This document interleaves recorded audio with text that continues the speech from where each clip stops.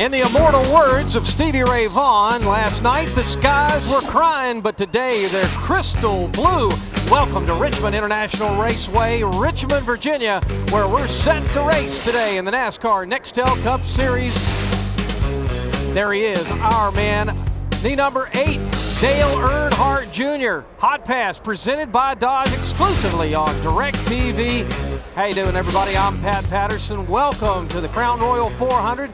Dale Earnhardt Jr. today starts 7th on the grid.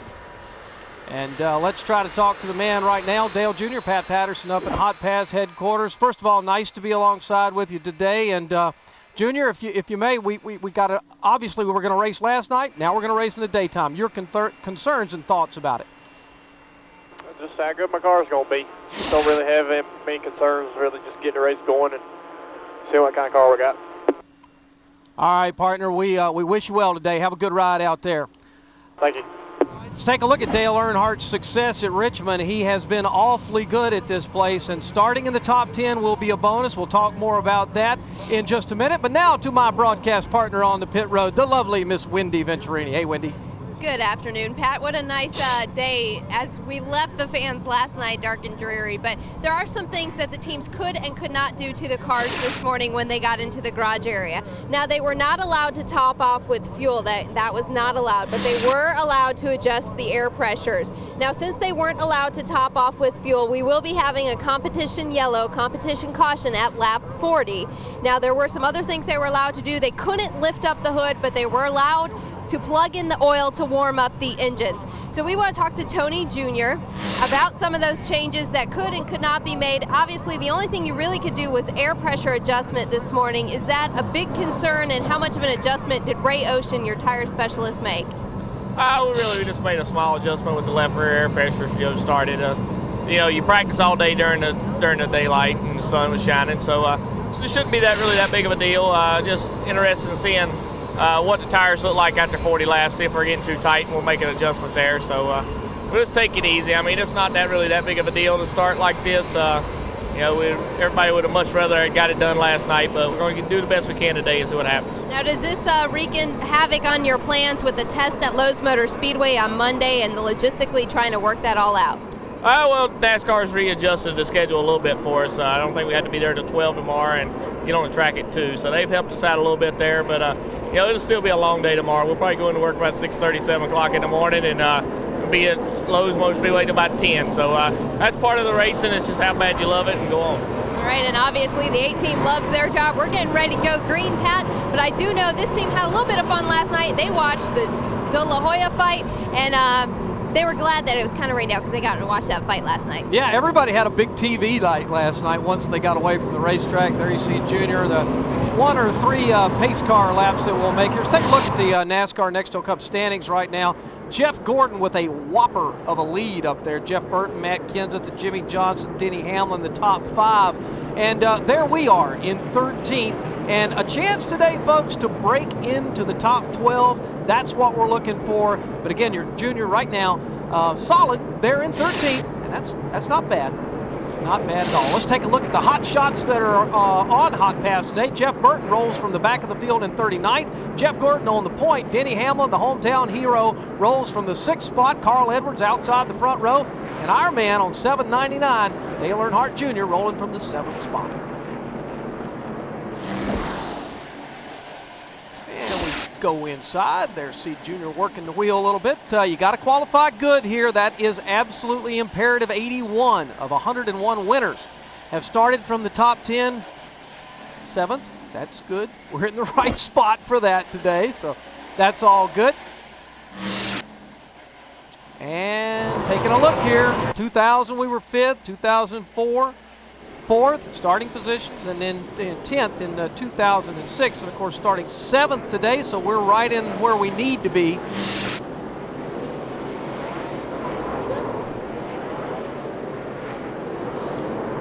Get some heat in those tires. Kind of a cool day today. The track temperature last night was about 60 degrees. Windy, I know that it's a beautiful day down there today, and the wind has really been blowing this morning. 61 degrees right now, and we got about a 20-mile-an-hour wind. A little blustery, I would say. Yeah, it has. The winds definitely picked up today. They said about 20 to 30 mile an hour winds today. Now, we do know that with the rain last night, there was a concern with air filters being changed. They weren't allowed to pick up the hoods. We'll get into that later in the show when we go green. But there were some things and some concerns these crew chiefs had to look at. But of course, being an impound, the only thing they were allowed to do were the air pressure adjustments and warm up the engine. Don't forget, folks, thanks, Wendy. Don't forget that you now have the option to listen to the driver audio without any interruption. You have that white remote. Just use that yellow button. Otherwise, the alternate audio option on your box. So listen to them exclusively or listen to us. A fuel run is going to be about 94 to 96 laps today. We're glad you're on board. Thanks for letting us be in the living room with you. And let's get ready to ride shotgun with the man, Dale Earnhardt Jr. We're coming to the green, and we're looking for 400 strong laps today. This car is off. Stay in line to cross start finish. Green flag, green flag. Clear high if you'd like, June. Clear high.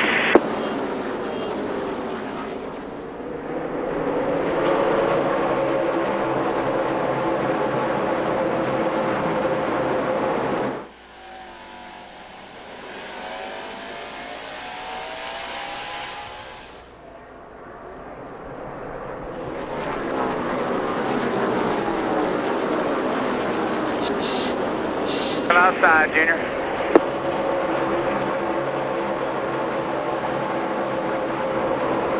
Pat, I already like what I'm seeing with Dale Jr. working his way through traffic. At the top of the show, we talked about that starting position, how track position is key here. We know 80% of the races won here at Richmond have been won if you started from 10th or better, so the odds are already in our favor with Dale Jr. Outside.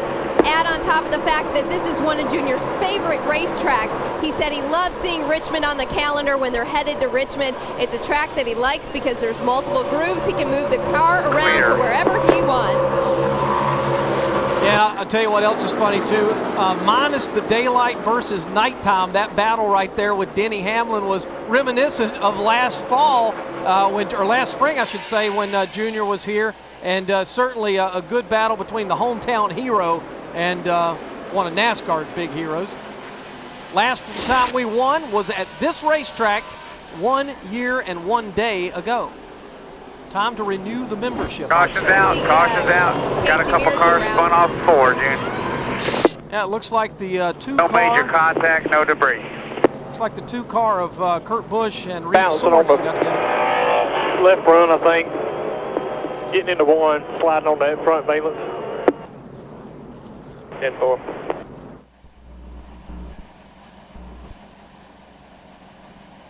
Just getting into one. All right. Pretty tight everywhere, and just step off, up off. So pretty tight center. Saw the replay up here on the right a couple times of the spin there that looked like Johnny Sauter and the 70 car and the 25 got together, and that's what turned everybody around. Then it became a checkup deal with everybody behind them trying to avoid those two cars. Now, we do know NASCAR has said there's going to be a competition yellow at lap 40, and what that means is whether if there's green flag racing or not, they'll throw that yellow flag. Now, I did ask NASCAR at what point, if the caution comes out before lap 40, would you call it off? And they said usually around the 10-lap mark. So we would have to be close to lap 30 before they would call off that competition yellow. So I'm sure we still will see that mandatory caution come out at lap 40. Yeah, I'll tell you, Wendy, it's going to be interesting. The first set of tires that comes off our Budweiser number 8 today to kind of look and see what the guys say about them because of the enormous grip that the racetrack is going to have in it right now, you know, along with the cool temperatures. I would say that some tire guys are really going to be studying hard on these this first set of tires that comes off. Oh, absolutely. And I did a little survey down pit road and in the pre-race show I just did, and asking about air pressure adjustments. Tire specialists don't want to give those numbers away for obvious reasons, but trying to see what was going to happen with the air pressure adjustments. We heard Junior just report that it's been tight everywhere and it's bouncing getting into one. So they will make those air pressure adjustments. Ray Ocean, the tire specialist here on the 8 team, has already been busy at work checking the pressures in those tires, and it'll be interesting to see how it all plays out with the weather change and all the adjustments that get made on pit road when all the cars come down here.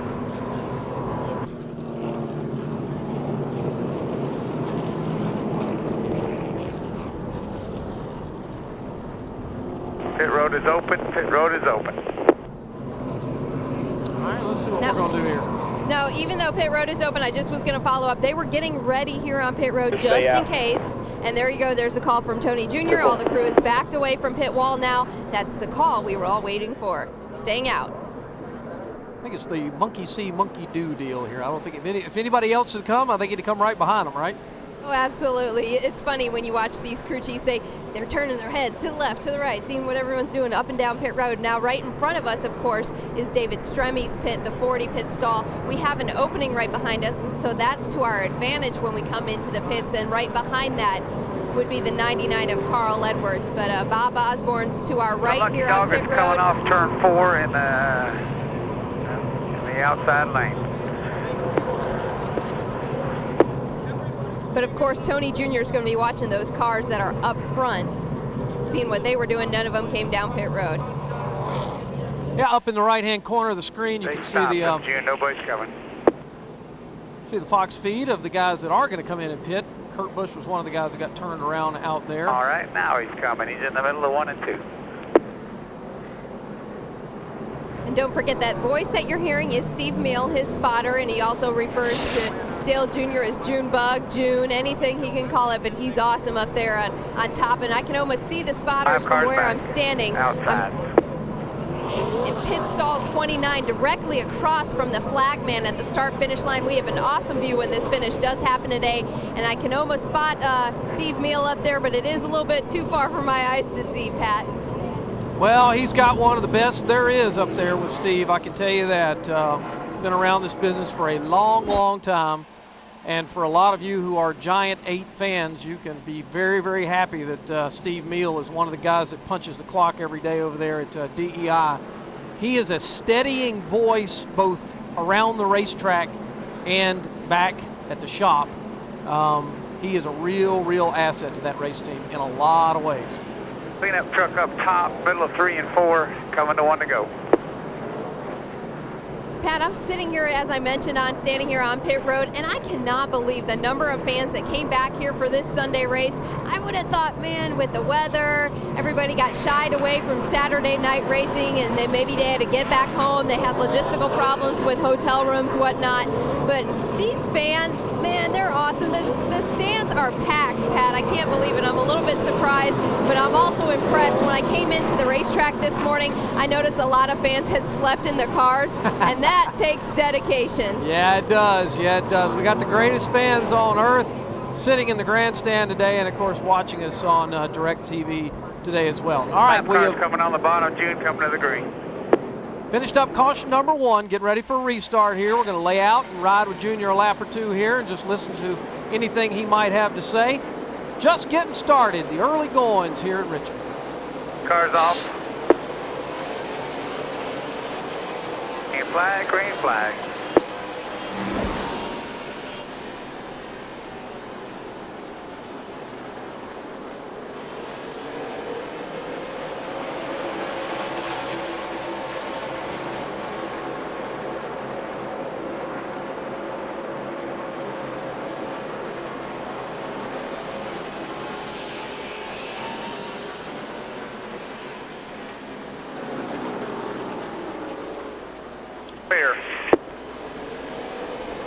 Junior picking up a spot on Casey Kane in the 9.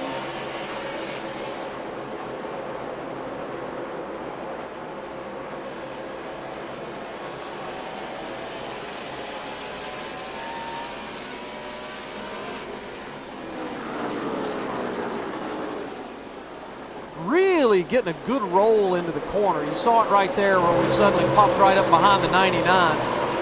Yeah, I like what I see what Dale Jr. is doing out there now in practice.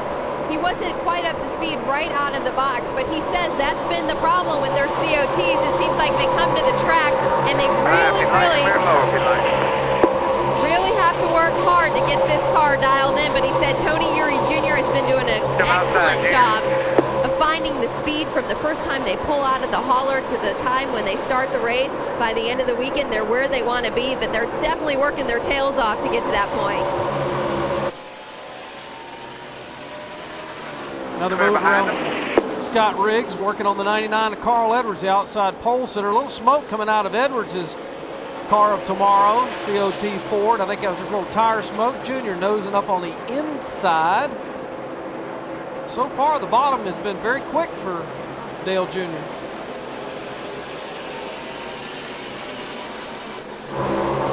And I'd like to see when we get towards the end of this race, Pat, where that groove starts to be for Dale Jr., what he likes to see. You know, we know this is a two-groove track, and with the COT, how it's going to come in, if you could go high and low when we get towards the end of the race. Start to put a little heat on the 99 there. Looks like we might have gave him a little hello, how are you tap in the back. I think he was just trying to make sure Carl Edwards was awake out there. You see Tony Eury Jr. and then they're laughing on top of the pit box. They're low.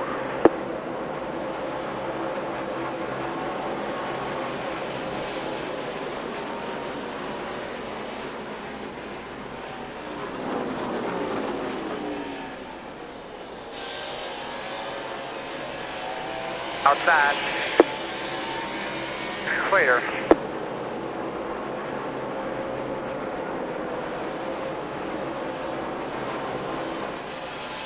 I like what we see. We picked up 4 spots here real quick and only a little less than 20 laps. Get up here and see if we can battle the Hendrick cars a little bit. I would love nothing more than for DEI to get a COT race win here. We know how Hendrick Motorsports, they're calling it the domination of the car of tomorrow. And how awesome would it be for Dale Earnhardt Incorporated to get that COT win? It's a little free sometimes. Still a little tight down the middle. In fourth. Take a look at where we've finished with the COT so far this year. 7th at Bristol, 5th in Martinsville, 19th at Phoenix. Not bad. And really at Phoenix, when we covered him, I had him on NASCAR Hotpass at Phoenix, and really it was just a bad timing of a caution. We were up there in the top 10, and we came down pit road and we got caught. The caution came out, and a lot of those guys had not yet pitted it towards the end of the race. So we got stuck in the back 21st when we came out, and we worked our way back up to 19th.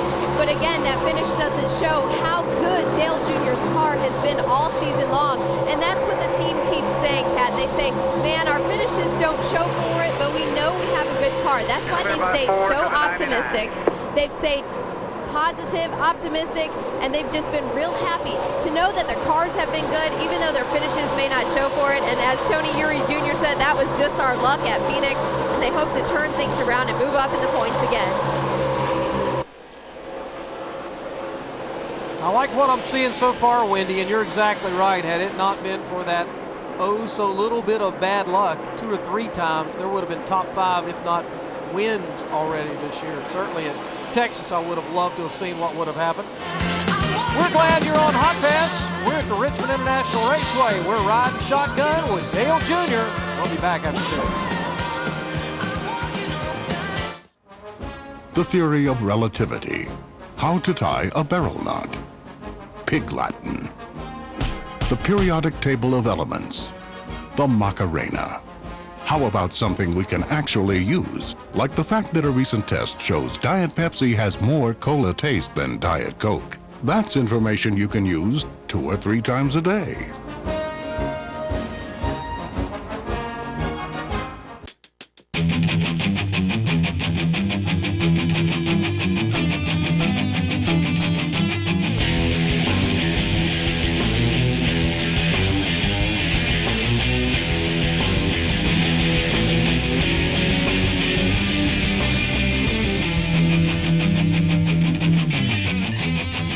you're about to do something this big, a little luck never hurts. Thanks for having us.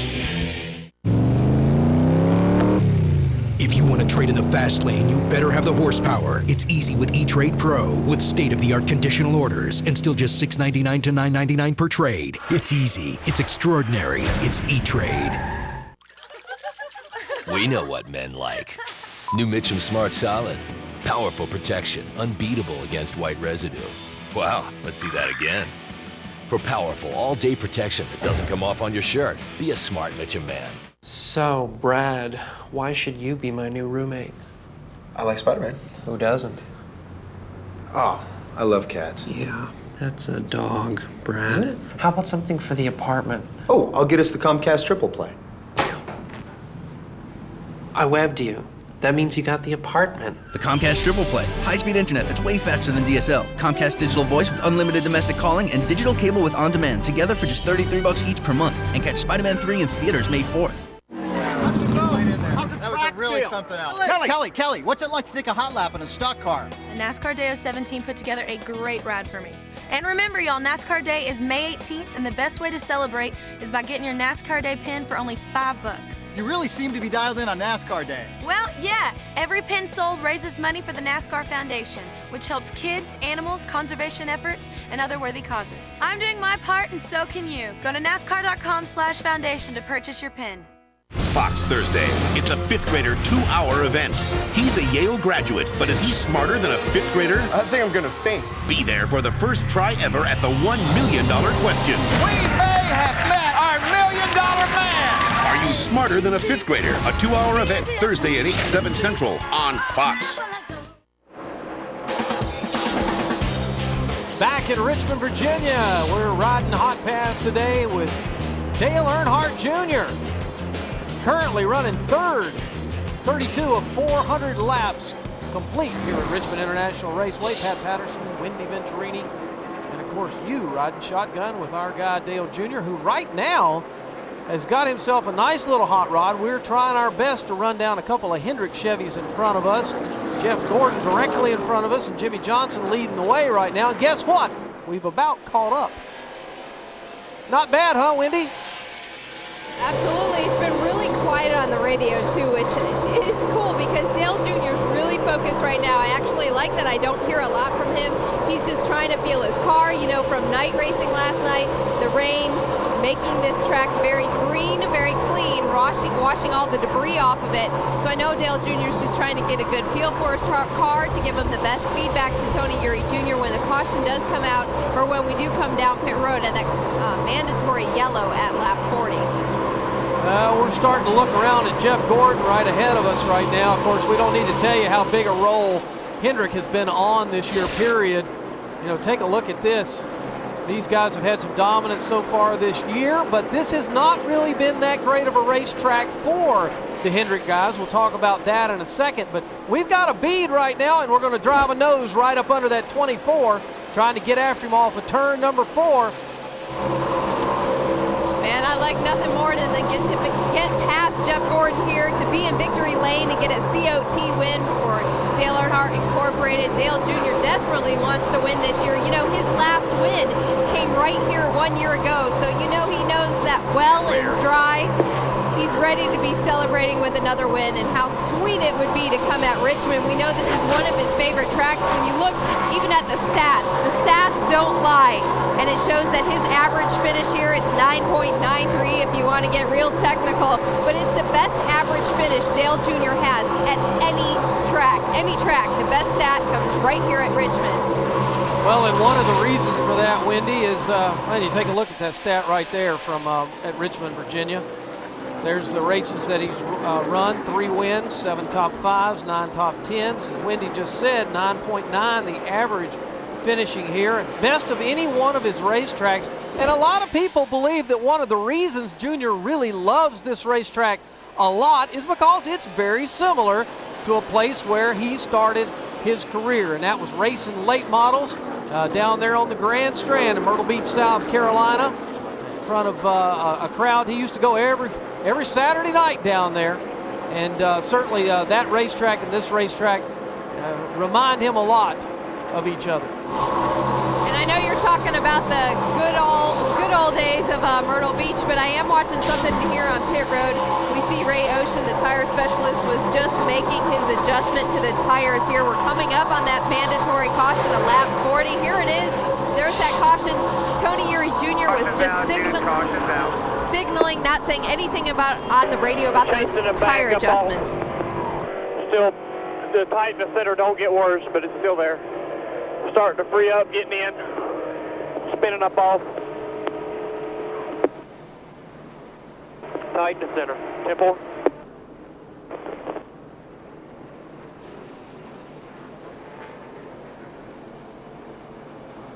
And now we see Ray Ocean, the tire specialist, frantically going to work now on those adjustments. Man, these things, terrible. Terrible drive.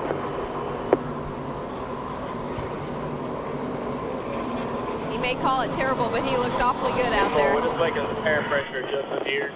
Try to help you out there a little bit. We'll put a little bit into the left front and a little bit right. Play with some hit ground here on new tires. Temple. Road is open. All right, first big pit stop of the day. Tires, guys. Complete pit stall, June. You're 10 away right there. Right here, June. Look, 5 away. Right here. Come on in here. Come on. Right there.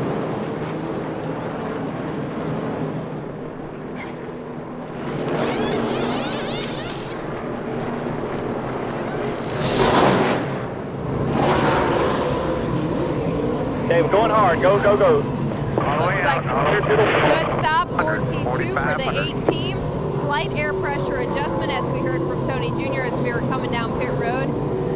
Good job by the 8 crew. Very nice. Trying to kind of see where we roll back out. I knew we beat Carl Edwards right there, just barely got out of the box. Not bad at all. 96 took 2, 24 and 20, 48, 8. All right. Good pit stop, Wendy. We're right there with the leaders. All right, under caution to Richmond. Back with more Hot Pass after this.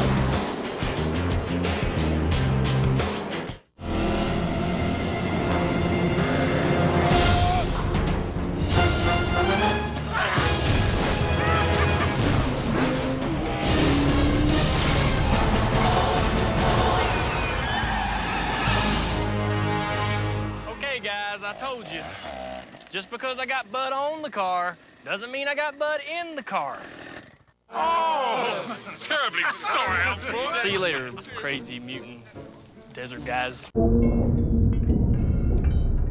To get more maximum payload for the new Ford Super Duty, we gave it a rigid frame and 8-inch longer leaf springs, which pushed the payload up to more than 3 tons.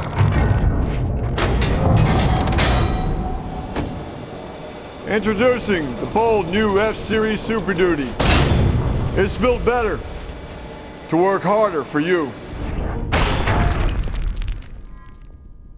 I know. Seatbelts. We're gonna be late. We're not going anywhere until our seatbelts are fastened. NASCAR driver Jeff Burton is serious about racing, but he's even more serious about safety. He could have made it. He could have made it. The gas pedal's on the right. State Farm is proud to insure Jeff Burton's car.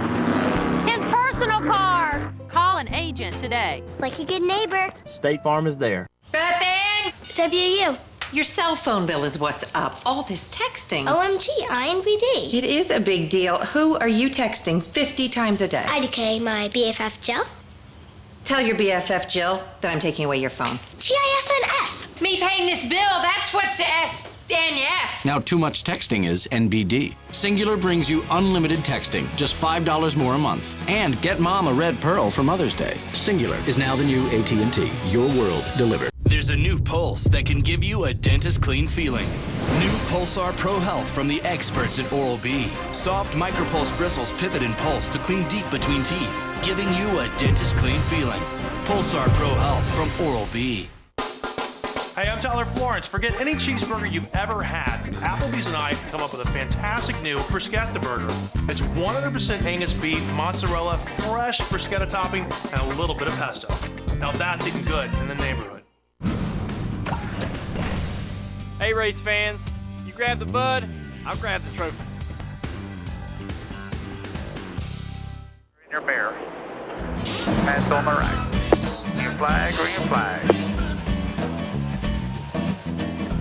Got no one to say goodbye. Little hop in a train to Richmond there. Welcome back to Richmond, Virginia, where you're on Hotpass today, and here's our hot shots, and they're all running pretty well right now. We're certainly riding here with Dale Earnhardt Jr. We just got back underway after our second caution flag.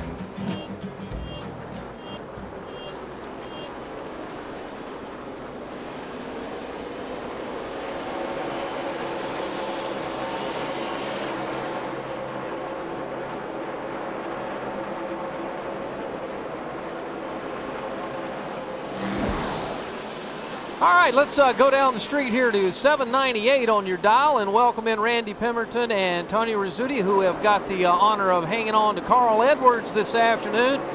Randy, I'm sorry I had to abandon ship on you last night. Yeah, what's up with that? You traded on me. I'm sorry. You know, it got to raining, and I thought, you know, do I really want to? And then Mike Wallace, our good buddy, had to go home, so they said, hey, Pat, can you come over here and hang out with the 8 cars? So, hey, you got Tony, I got Wendy, and we got 2 cars that are rocking here this afternoon. Absolutely. You're having a great run going. We're having a pretty good day ourselves. Of course, we were looking forward to that pit stop, get those tires off. Anything with you guys that jumps out or stands out in the mind as far as your car goes so far? It seems to be like it's working pretty good. You're making your way to the front here. Yeah, you know, I think we really are. It was amazing a minute ago. We were watching Junior, and he was just sailed under Jeff Gordon, who at that time was running second, and he, at that caution flag, he says, well, I hate this thing. I can't drive this thing. And I'm like, are you kidding me? He's doing a great job, and the car's running great. And I saw a little bit of black smoke off of Carl's car. I was going to ask you about that. Yeah, we've been noticing that. That's about the 3rd time I've seen it, and I have not seen it on every other car, but there it is again. It's trailing very heavy now going into turn 1. We've not heard mention of it whatsoever. Tony Rizzuti going to check in on it here in a minute, but we'll check in with Wendy and see how Wendy, what's it looking like down there with you as far as the 8 car goes? Of course, with the cars being impounded this weekend, no adjustments could be made at the start of the race regardless, but with the rain last night, the track conditions are very different today, and they were allowed to make those air pressure adjustments at the start of the race. Well, our car was really tight, those first 40 laps tight in the center, so we made an air pressure adjustment, just a slight one, but that's all we needed on the 8 car. He's been really happy, and he's been getting through traffic, and it's easy to see he's going to be good today, Randy. Great job, Wendy. Yeah, and Tony, I don't know if you've had a chance to kind of look and see what the black smoke is or what they think it might be down there. Any indication at all of that yet? Well, we've had an opportunity to step up on the pit box and ask Bob Osborne about it. He doesn't seem to think it's anything, but it's something they're definitely going to keep their eye on. Wendy, like your car, our car has been tight as well. Tight in the center of the corner on that last stop. We went up on the track bar and made a significant air pressure adjustment, but they keep reminding Carl at the beginning of her run, don't forget about the low pressures, so our car tight as well. Pat? All right, thanks a lot, guys. Good luck over there. We'll catch up with you later this afternoon.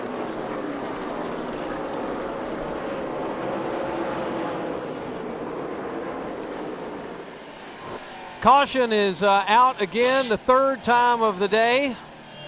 As we have, I think Jamie McMurray may have some problems up top right-hand screen. Debris on the racetrack. We see it now.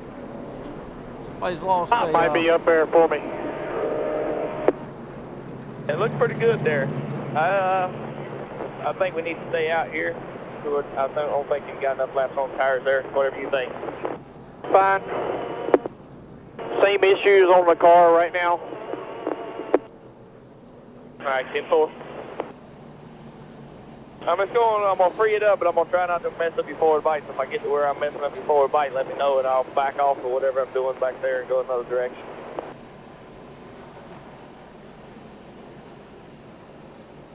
Trying to stay away from that end so I don't mess that part of it up.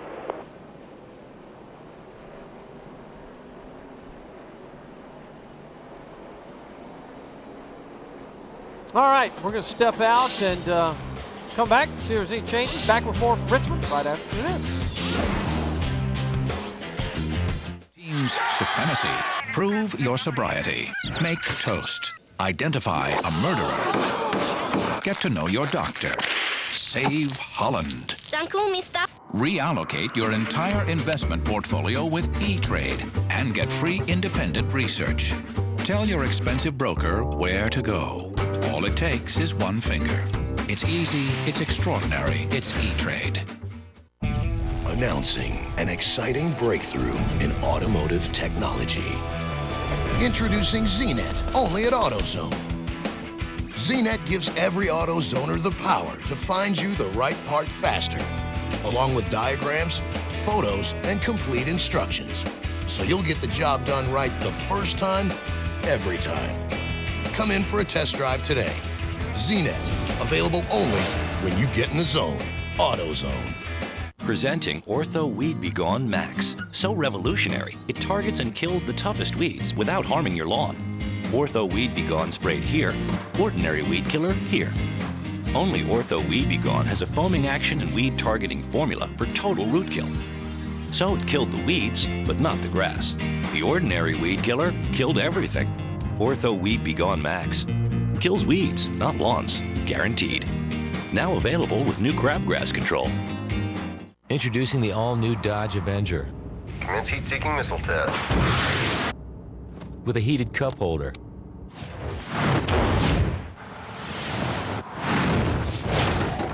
.5-liter V6. And ESP with all-speed traction control. Oh, did we mention the cup holder also cools? The all-new Dodge Avenger.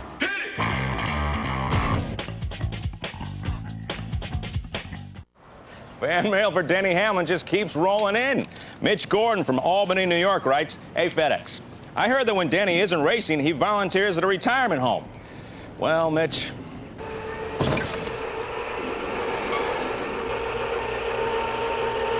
Come on, Marty. Is that all you got? Did you see Marty bump me?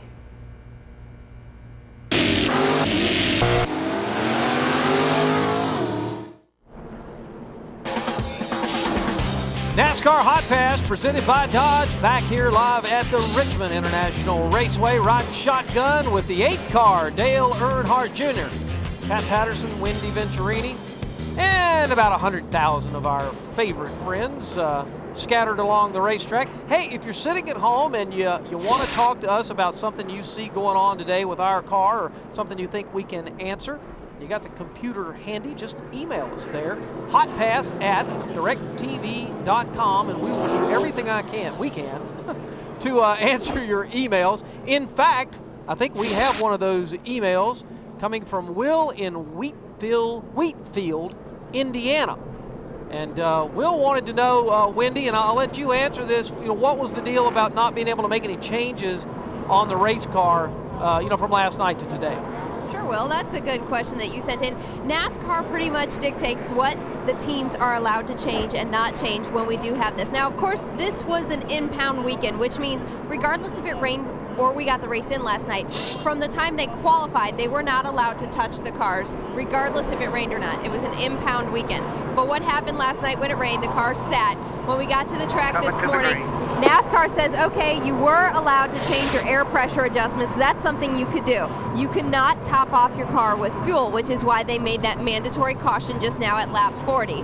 You cannot lift up your hood. NASCAR says so. Don't lift up the hood, but you could plug in your oil to warm up your engine, so those cars and those engines were warmed up. Again, this is all NASCAR's doing, and what NASCAR says, these teams do. Amen.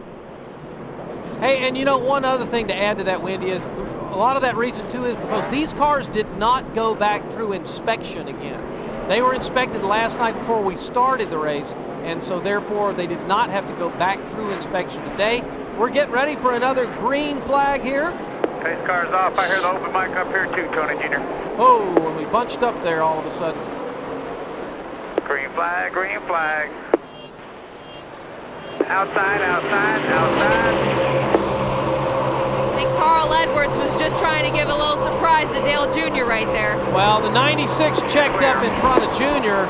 and made a real funky move on the 24. That was more Tony Raines than anything else there. And that was the concern of Tony Eury Jr. before we went back green. He said, I'm really worried about that 96. Of course, 96 only took 2 tires. That's why he's up there with Jeff Gordon and Dale Jr. Taking 2 tires, he said that wasn't a good call in the Busch race. He was worried about that restart. That's exactly what happened. Here low. Let's take a look at the restart once again. Watch the 96 car get right up on the 24. 24 does in ready to go. Junior has to check up. The 48 gets into the back of us just ever so slightly, and Carl Edwards tries to climb right up on the side as well. That was a great driving job by Junior there to keep his wits and get back with the business of getting in the gas and hanging on to these 3 up front. And Tony Raines, if he's not careful, is going to find himself sideways here in a second. And we see Dale Jr. go on the inside of Tony. Now we know Dale Jr. likes the high line. When we were in commercial break, he was talking about that high line, how he was so comfortable up there. When he passed Jimmy Johnson earlier in the race, he said, heck yeah, I like that high line. He likes what he feels up there. I can see Dale Jr. being on that high line the rest of the day.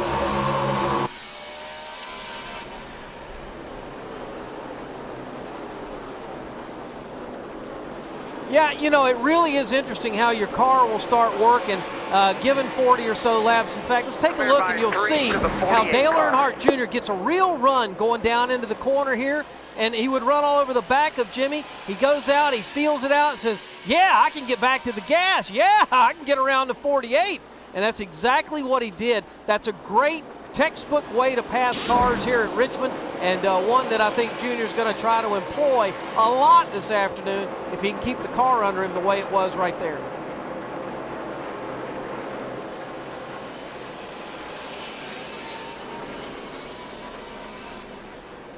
Clear by 1.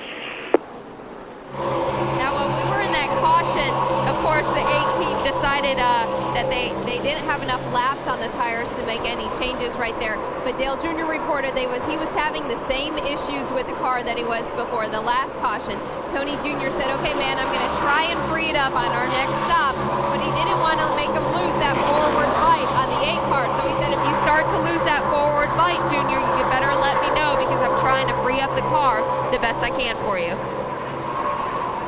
Well, it looks like to me that Junior's car is just rolling into the corner a lot better than the 24 is. And I mean, it's not going to surprise me at all to see us get the lead and get out front here in the next 5 or so laps, because I just think we gained so much ground rolling into the corner. Like right here, it looks like we can get back to the gas a little quicker than the 24. And as we all know, those 2 things working for you, we can certainly catch the 24 here pretty quick.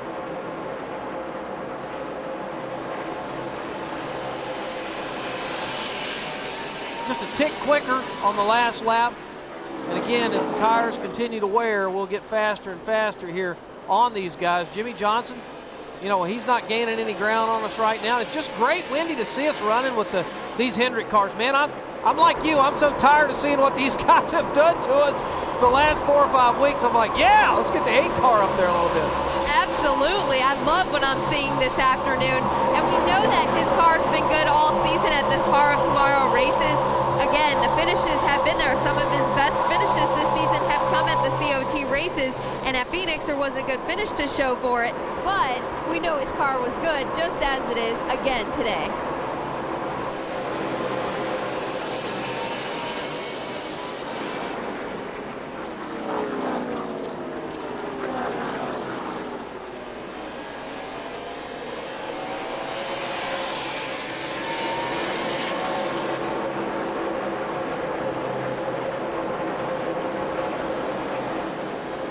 Something else that's interesting, Wendy, is our teammate Martin Truex is only a couple 3 spots behind us. Martin's basically held on right there in the 6th spot since we started this race. That's good too. That means both of our cars are working well, and both of them have got good horsepower here today. Oh, absolutely. With Martin Truex running 6th right there, it's another testament to show how well DEI has done their homework with these COT. And we've heard them say this, that the resources may not be the same as a Hendrick Motorsports or as a Gibbs Racing organization. But man, they really are doing everything in their power to get up to speed, to make sure their research and development program is just as high and just as good as any other here on pit road. And Dale Jr. is definitely showing as we get about a into these more COT races. It's our 4th one of the season, so I'm glad to see that Dale Jr. likes this style car. He said it reminds him of his rookie season when he came into Nextel Cup, that these older style cars that they used to race remind him of the COT. Take a look at where our teammates are running right now. Truex Jr. just a few spots back. Paul Menard hanging on back there. We started deep in the field today with Paul in the 15 car, so good to see us all still running. I kind of call what's going on with us right now the Tony Stewart syndrome. You know, Stewart in his car has he's led the most laps in the car of tomorrow, 400 of them as a matter of fact, for the 20 car up until this afternoon right now. But he too hasn't got the finishes to show for how well that car has run. We have run extremely well, and not just in the COTs, but overall this year, and haven't got the finishes that we need. But our starting spot today, and you saw the graphic we talked about earlier about starting in the top 10 and how key it is here in Richmond. We started 7th, we're running 2nd, and we've got good momentum. And Junior's comments about his car have lead us all to believe that we got reason to be very optimistic as we work 80 of 400 laps. And you were talking about some stats there. I've been waiting all day to get the stats in. I'm kind of a nerd when it comes to these stats, but I do have to get it in. When it comes to laps completed here at Richmond, Dale Jr.'s been racing Cup since 1999 at this racetrack. He's completed every lap minus 77.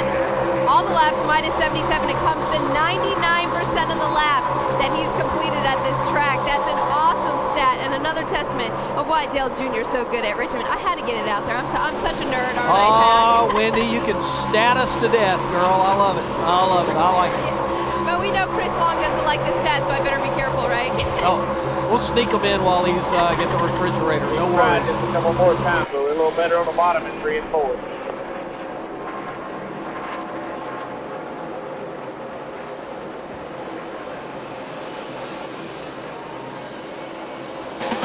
All right, riding shotgun with Dale Jr. Back with more after this.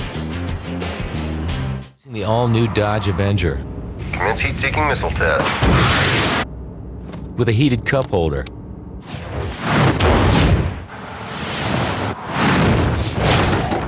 .5-liter V6.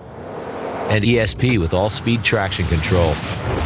Oh, did we mention the cup holder also cools? The all-new Dodge Avenger.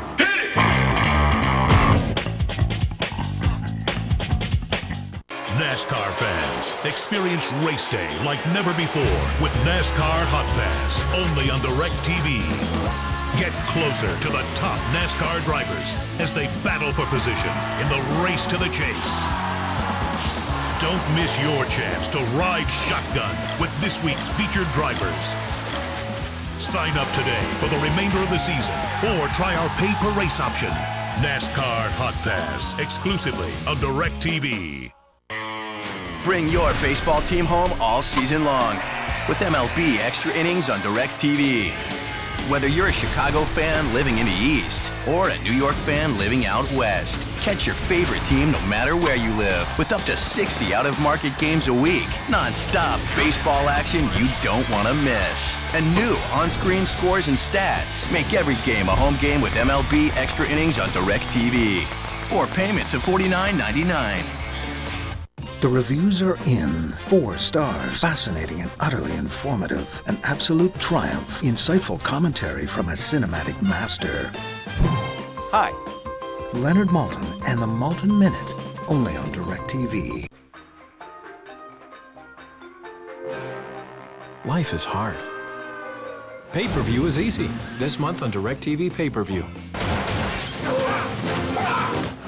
It's about how hard you can get hit and keep moving forward. How much you can take and keep moving forward. So sorry, your credit card's been declined. This is ridiculous. What are your skills, girls? I'm gonna come to the office more often. DirecTV Pay-per-view. No driving, no waiting, no late fees. Just press a button and you're watching your movie. That was really something else. Kelly, what's it like to take a hot lap in a stock car? The NASCAR Day of 17 put together a great ride for me. And remember, y'all, NASCAR Day is May 18th, and the best way to celebrate is by getting your NASCAR Day pin for only $5. You really seem to be dialed in on NASCAR Day. Well, yeah. Every pin sold raises money for the NASCAR Foundation, which helps kids, animals, conservation efforts, and other worthy causes. I'm doing my part, and so can you. Go to NASCAR.com/foundation to purchase your pin. I'm Earnhardt Jr., and you're riding shotgun with me all race long, right here on NASCAR Hotpass. Was enlarged.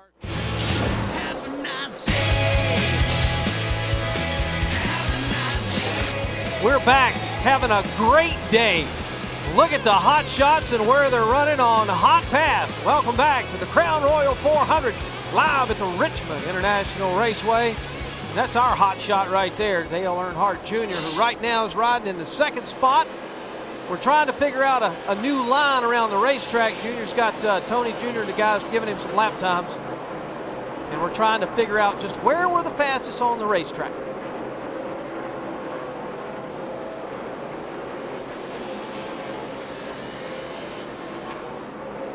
All right, let's go down the street to 796 where my good buddy Ray Dunlap and Jimmy Thompson are working with the 24 car. How about it, Ray? Ray, you got them going pretty good down there today, don't you? Yeah, Pat, it's looking really good. We came in on that number lap 40 competition caution, and they made a lot of adjustments. Jeff's car was very, very loose going into the entry of the corners, so they made quite a few adjustments to him.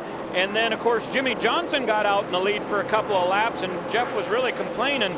But since we've made that pit stop, man, he has been very, very happy with this race car.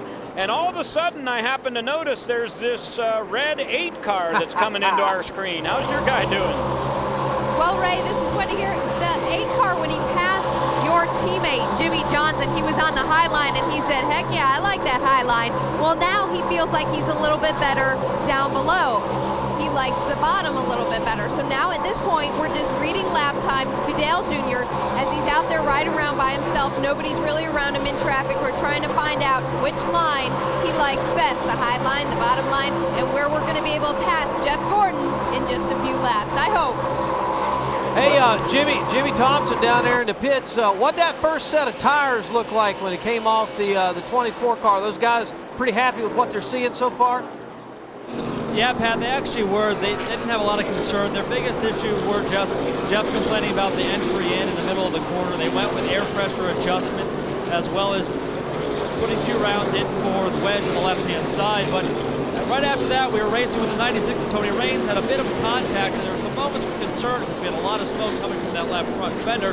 But as the tire pressures built up and the laps ticked away, that moment of concern definitely subsided, and now Jeff Gordon hasn't said anything on the radio about this car. He's certainly very happy with it, and he's not saying anything at all. Right now he has to deal with lap traffic, though. He's like the low line. Right now I think he's taking any line he can moving through the rest of this field. Hey, Jimmy or Ray, I have a question for you. We're actually the complete opposite of what you guys were saying. You were real loose. We were real tight in the center. We only made a slight air pressure adjustment, though.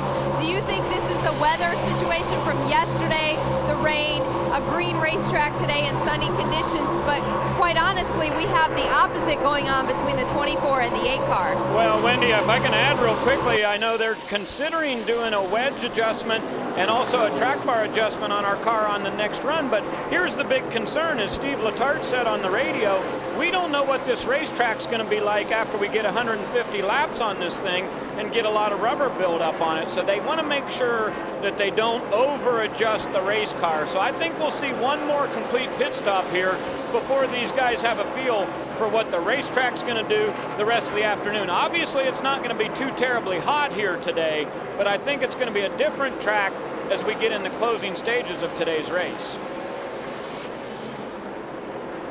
All right, Ray, you guys have fun over there. We'll see you in a few laps.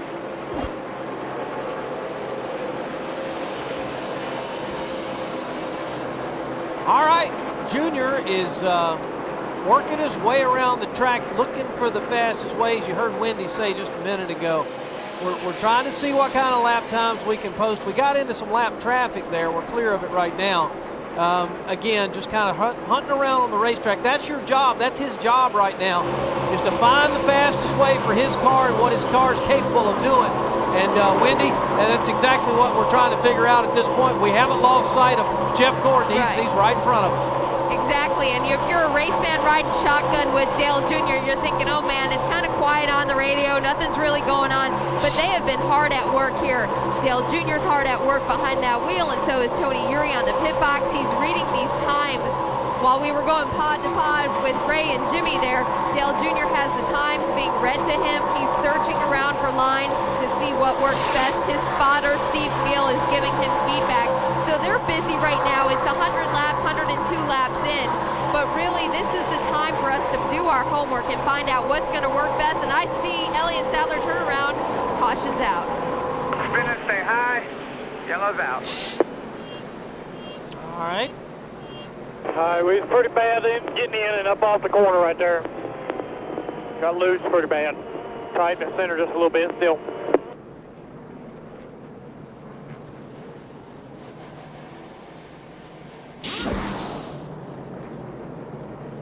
See Elliott Sadler's car up. Hello.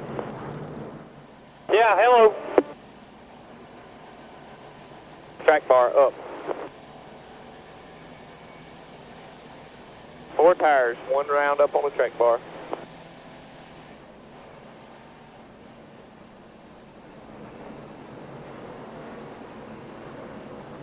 Now you see Elliott Sadler sliding up through the top of your screen.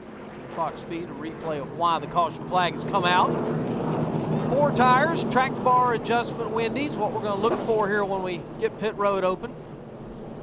And we heard him say they're going to go up 1 round on the track bar. And what that's doing is it's going to loosen up that tight condition he's been feeling. So we'll see, more than likely, the rear tire carrier, Eric Wakeland, make that adjustment where that track bar is located on the right-hand side window, in the right rear window. When he comes around on the right side, Eric Wakeland will make that much-needed adjustment.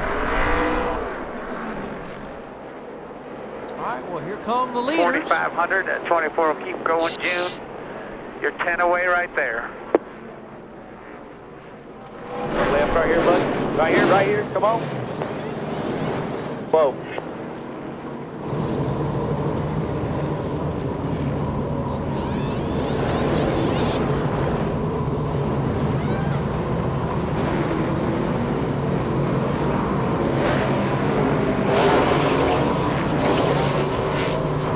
Go clear behind the 99 right there.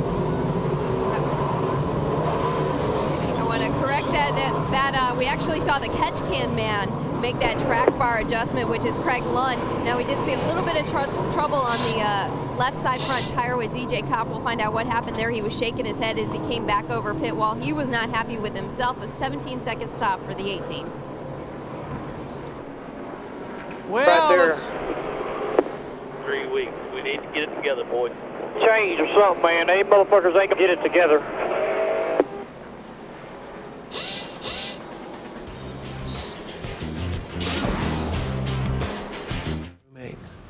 I like Spider-Man. Who doesn't?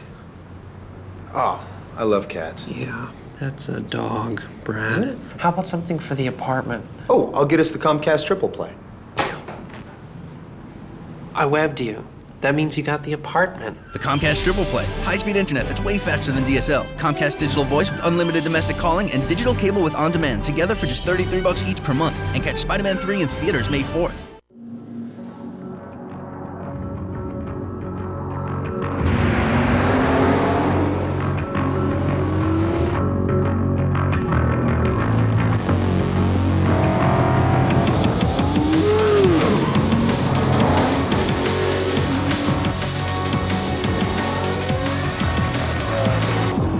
Over 100 years of racing heritage goes into every Ford. Wow. It's in our blood.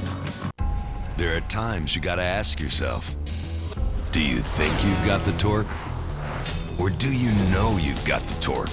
New Q Torque Power for trucks. Heat activated to help more of your engine's power reach the road. No leading synthetic motor oil delivers more torque than Q Torque Power. New full synthetic Q Torque Power for trucks. Unleash all your horses. Congratulations, Jeff, for scoring yet another win with Q. Casey Kane. Where? Casey! Casey. There he is.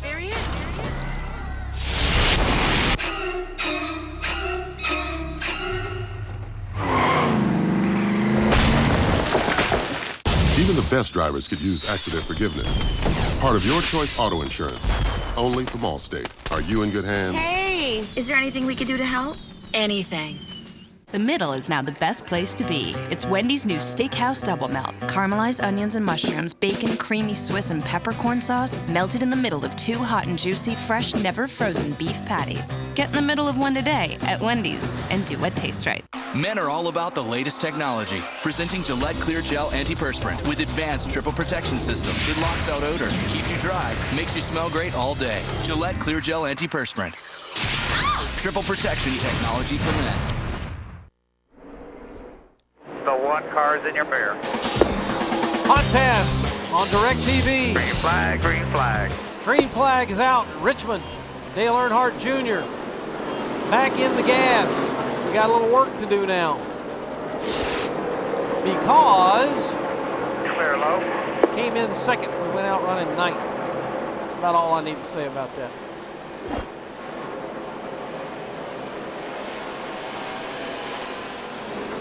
Got our teammate back there on our behind, Mark Truex. We made 4-tire change and the track bar adjustment. 1 up on the track bar. Windy, as people regaining their composure down there. Clear. Yeah, while we were in commercial break, you know, as we were going to break, Dale Jr., he expressed his displeasure with the team, saying, man, we really need to get things together. And it took about 30 seconds. Everyone just kind of hung their heads. But you know what? In the last 2-3 minutes, it's all done. It's behind them. They move forward. That's what makes them a championship contending team, to get beyond the stuff that goes wrong and be able to pick up and move forward. And you can tell Dale Jr.'s doing his job on the track, as he's already moving up 2 spots since we went green. And that smoke's still coming out of Carl Edwards' car right in front of us too. That's weird. Yeah, we're working around Kenny Wallace there, lap car. 16 is for position right in front of us. That'd be Greg Biffle. Clear. Biffle working on his teammate in front of us, Carl Edwards. I'm glad we had that time before this last caution to find out which line worked best for our car, because now it's going to help when Dale Jr.'s in traffic, getting past the 16, getting past the 99, and seeing what's going to work best for the 8 car to get through that traffic and what line he's most comfortable with his car of tomorrow.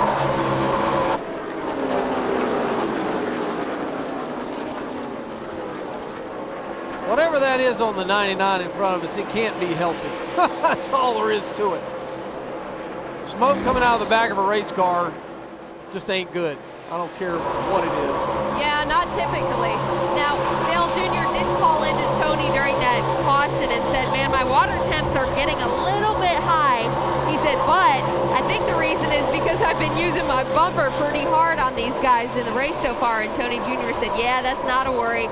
We see what you're doing, and you're just doing your job, and that's it. That's what it's going to take to get through traffic. That's what Dale Jr. is going to do. Use that bumper. Wendy, has the temperature gone up much? I mean, just for feel, do you feel like it's gotten warmer? No, it hasn't, Pat, and that's what I've been watching. The sun has been beating down this whole time, but the wind is still pretty heavy. I see the flags are still waving pretty much horizontally, so I know the winds haven't died down at all, and even though the sun is out, the temperature really hasn't changed here on pit road. Wow, I don't know if you're watching this on your camera down there, Wendy, but the stuff that's coming out of the back of Carl Edwards' car and then it going sideways in the corner. I don't know how Carl's driving that thing. I know Junior's thinking to himself, I better be careful trying to go around him. I'm just waiting for Dale Jr. to make some funny comment on the radio like he always does. He's always entertaining on the radio, as many race fans know if you've been watching NASCAR Hotpass all season long. Dale Jr. is very animated on the radio, and I'm surprised he hasn't said anything about this yet. We have another caution. Yep, Now got a crash in 1 and 2. Juan Montoya, Johnny Sauter, Casey Kane. Loose in, loose off, tight in the center. In 4.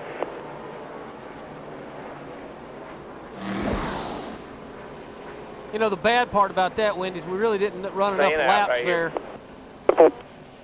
I got you. That loose end feels like I need some more bite. give me some support. It ain't getting down on a bump stop until the center. That same thing with the exit. Coming up off the corner feels like all the bite backs out. So they must be coming up off that bump stop and it's getting loose off. But I don't know what that would do to the center. It's a little too late now to be messing around with that, but just a thought. All right, good. That kind of gives me a little bit of something to think about. Yeah, I think we need to put more bite towards something like this and do things with the rest of the car to turn, rear bars, stuff like that.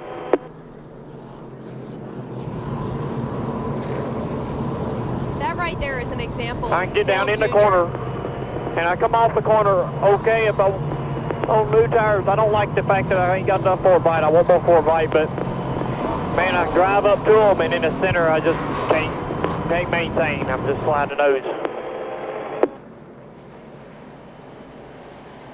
Well, Wendy, that's what they wanted. They wanted a race car that was hard to drive, and I think that's what they got with the COT.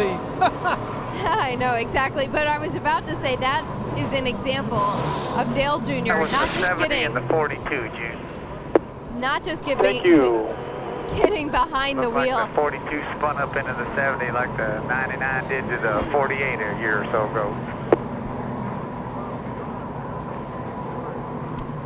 They don't just grab the steering wheel and drive the car. They definitely have feedback. Dale Jr. is excellent at giving that feedback, knowing what the car needs to make it faster. 2 up high.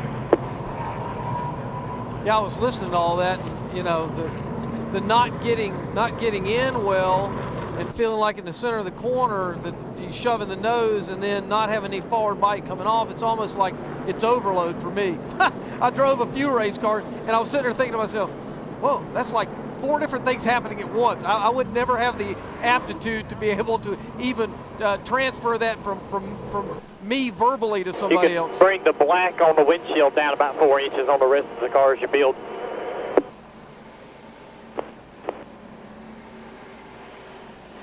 Talking about that sunscreen going across the front windshield of the car. That's a big 4 inches, if you will. Yeah, I would hate to be Tony Eury Jr. trying to make these choices right now on pit road. That's a lot of feedback that Dale Jr. just gave to Tony. Let's see if we can get a quick question with Tony. Tony Jr. gave you a lot of feedback there about 4 different things. What kind of adjustments? How do you zone in on what you're going to do? Well, we're just looking at air pressure, stuff like that. That gives me a real good direction on seeing where the bump stop's working, where it's not, and kind of what he's after. It's real hard to give you a forward bite and keep you turned in the center. So that's why I told him. I said, just keep letting me know when I got the forward bite issue and I started messing it up too much, because you can usually deal with a tight end here. You just got to be able to get in and off the corner to make the passes that you need to make. So we'll just do a little bit more air pressure. We done some track bar at times and just see what happens this run. And if we don't like that, we'll go in a different direction. All right, thanks, Tony Jr. And you can tell there's definitely the wheels are turning up here between he and the engineer. They're looking at all their notes on what they exactly should do to make Junior comfortable on that next stop. Good stuff, Wendy, good stuff. That's not a position I want to be in. He's definitely earning his paycheck up there on the pit box today. Well, it's nice that these two guys have got the relationship they've got, because there's just enormous trust between the two of them. And you know, the nice thing about it too is if you go a little this way or that way, you know, whoever's driving or whoever's making adjustments is willing to go, okay, I'll go back, we'll fix it. It's just a team effort. It's everybody working in concert, and nobody does it better than Tony Jr. and of course Dale Earnhardt Jr. Here we go.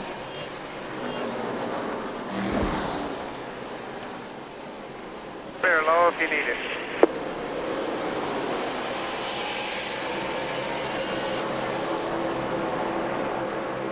Inside you.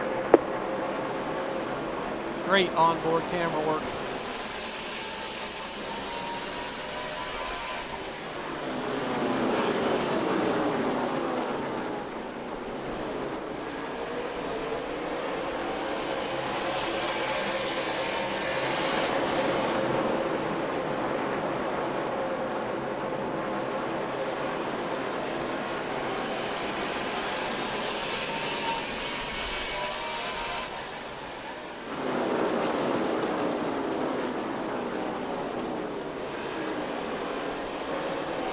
get such a sensation when you're riding on board like this of feeling the car lunge forward, that travel forward into the corner. Then when you hear that accelerator hit it again, you feel the car lift up, okay? And this is the thing that we're trying to work on, is to get us where the nose of the car will stay down going into the corner as long as it possibly can.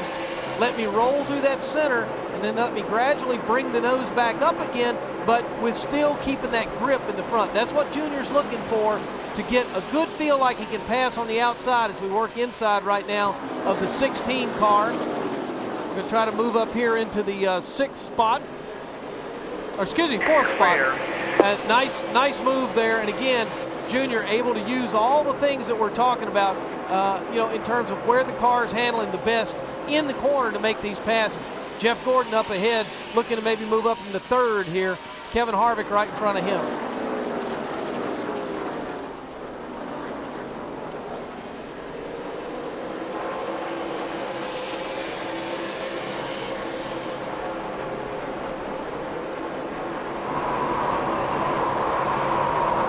I'm just down here in the pit box watching Walt Smith, the pit crew coordinator, going over that pit stop with the team. Of course, they're always analyzing their stops, seeing where they made a mistake. We know we lost a lot of ground on that last stop. They're trying to see what they can do differently to make it better so they can avoid that mistake again. And you see Walt Smith talking to DJ Kopp, the front tire changer, who had a little bit of difficulty, he said, man, I'm putting it behind me, I'm ready to go on to the next stop. Oh man, we got right into the 24 there.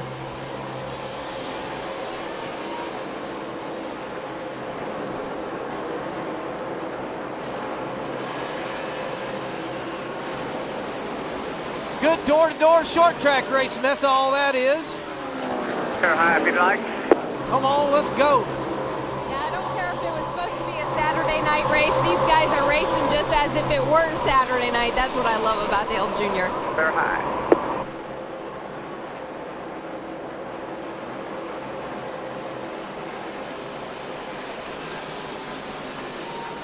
Inside. Greg Biffle now challenging back.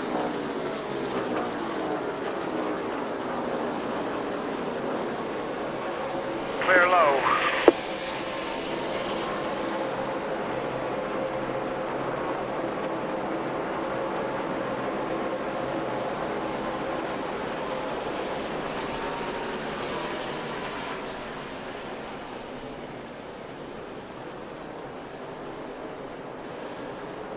Kevin Harvick now race leader.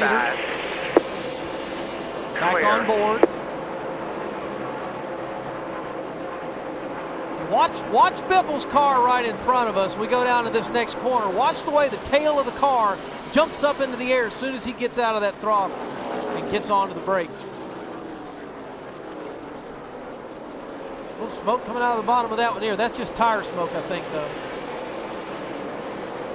Inside.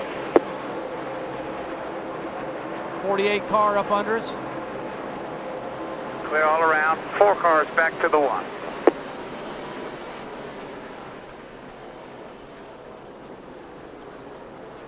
Probably one of the best studio musicians. He's been around. We'll hear from him in just a second. Watching Earnhardt Jr. now getting a little bit behind. Like I was saying, how about a little Bruce Hornsby taking us to break? Back with more to Richmond, Virginia, right after this. You know it. Of course, if this chump were watching in DirecTV HD, he'd have made the right call. It's broadcast in 1080i, which means it's cool. Now, let's see how this bruise looks in HD. Vaughn into his motion and the pitch. Uh-oh. For the most sports in HD, you gotta get DirecTV.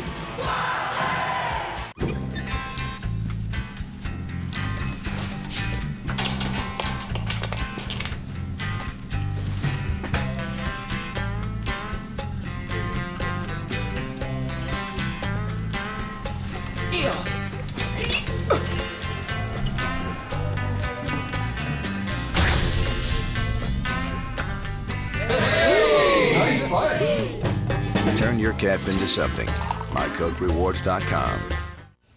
Hey, Jimmy, need a little help? Sure. You know what else would be good? Cobalt tools are so comfortable. Let me use that screwdriver. No. You just don't want to quit working. Yeah. What do you think? Great tools. Cobalt, the next generation of tough tools. Well, anything else we can do? There's always my wife's car. Available exclusively at Lowe's. Hello? Melissa, it's Josh from last night. Oh, yeah, hey. Listen, I know there's that 2-day rule about calling or whatever, and this might sound totally dumb, but did you feel like there was a real connection between us?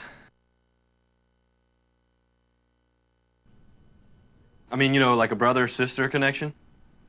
Nothing creepy. I mean, like, you know, I would never make out with my sister. Singular is now the new AT&T. Your world delivered. And get Mom a red pearl for Mother's Day. Many crew cabs on the road look like this. You wanted something with a little more meat on its bones. Sweet mercy. Introducing the all-new Tundra Crew Max. Ordinarily towing over 10,000 pounds meant eating your knees for lunch. You want a half-ton with the most legroom. For you and a meatball sub. Tasty. Available on the all-new Tundra Crew Max. Hotpass on DirecTV, riding shotgun with the man, Dale Earnhardt Jr. Picked up one spot from where we started, but we've been all the way up to the front. We got ourselves a great car this afternoon. Let's take a look at exactly where we're at in regard to the rest of the top 10. Kevin Harvick currently up front. We're right there in the 6th spot. Our teammate, Martin Truex, a couple spots back.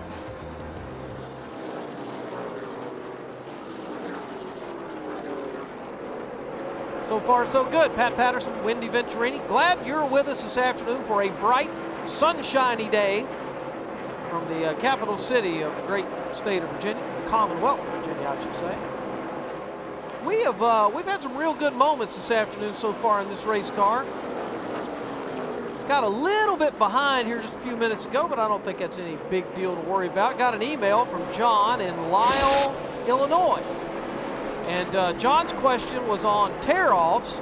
And I'm kind of interested in this one too, Wendy, because, you know, I don't know, is there a difference between, I'm adding my own little question to this. John wanted to know, how many tear-offs do you normally put on a car? And I'm just curious, do you put a different kind of tear-off for nighttime, daytime? You know what I'm saying? I don't know that I've ever asked that question before. Wendy, you ever thought about that? Well, actually, I have, and it began with wondering what the visors they were wearing, and I'll get to that in just a second. But when it comes to the tear-offs, there's a guy on the A team that's responsible for those tear-offs, and that's Jay Guarneri. Jay is a mechanic on the A team. He puts those tear-offs on. He's responsible for taking them off throughout the race. Now, every weekend they start with 5 tear-offs. Jay said he did take one off before the start of the race today.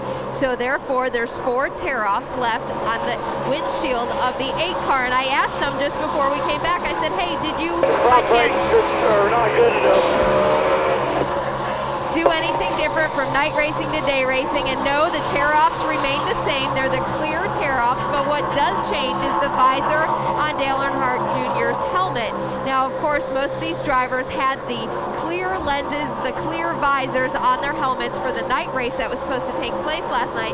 But when we got to today, and it's a nice sunny day, a lot of these drivers changed to the shaded visor to keep the sun out of their eyes. But when it comes to tear-offs, 5 tear-offs every weekend, they all remain the same, night racing or day racing. You know, I knew if I asked Wendy, I would get the answer, and I did. John, Wendy is to be thanked there for the answer on that, and I appreciate your email.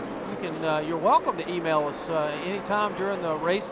Anything we can ask and try to answer for you about what we're doing here with our 8 car today. We'll be glad to do it. 151 laps complete out of 400, currently riding 6th. Kevin Harvick is the leader. Bad news for Kevin Harvick's teammate and second in the points right now. Overall NASCAR Nextel Cup points, the 31 car of Jeff Burton and one of our hot shots this afternoon out of the race at this point. only completed 139 laps. I think it's an engine problem, and that certainly will send a ripple effect up to the leader right now, Kevin Harvick, although the 07, his other teammate, is still running well out there in position right now. But tough break for Jeff Burton, who has really been on a roll so far this year.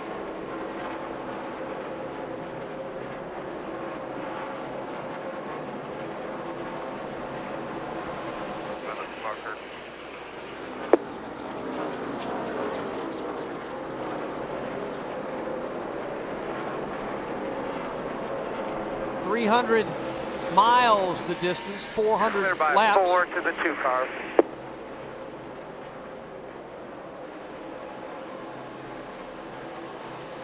Not a tremendous amount of chatter today on the radio, Wendy. Not necessarily surprising, but certainly you're real busy on a short track. You have very little time to be keying the microphone and talking a lot. But I think Junior's pretty happy with the race car. Again, not a lot of joking around today either. I think it's all business. It sure is, and it's different from how we were at Talladega because, of course, the spotter, Shane Meal, was on the radio quite a bit at Talladega last week, but this week, pretty quiet on the 18th. We'll be right back here on NASCAR Hotpass, the Dale Earnhardt Jr. channel.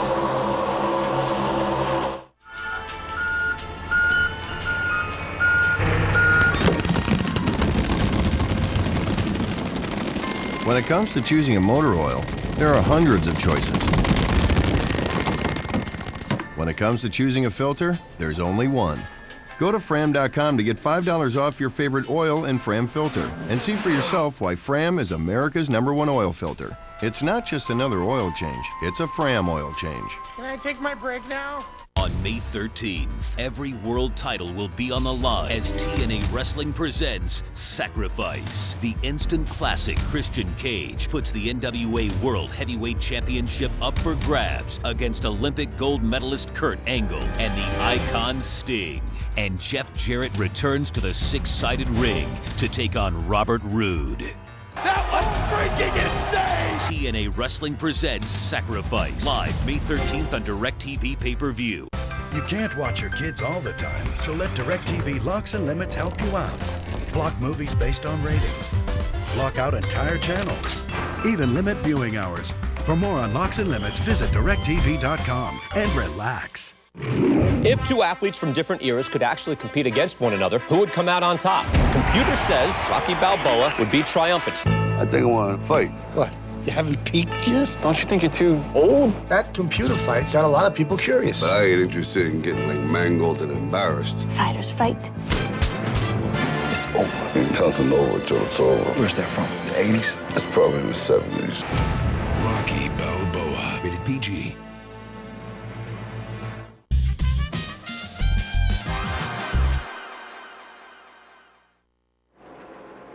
Break. NASCAR Hot Pass presented by Dodge, exclusively on DirecTV. Welcome back. 161 laps of 400 complete. Dale Earnhardt Jr. we're riding shotgun with today, and he is currently 6th on the racetrack. Going down to my friend Wendy Venturini, who's going to tell us all about May 18th, NASCAR Day. Mark your calendars, race fans. It's NASCAR Day, May 18th. I have the opportunity to be a spokesperson for the NASCAR Foundation. You see the pin that I've been wearing almost all season long for $5 donation to the NASCAR Foundation. You get a pin, and it's a way to show your support. A one-day celebration of the NASCAR family and the NASCAR Foundation.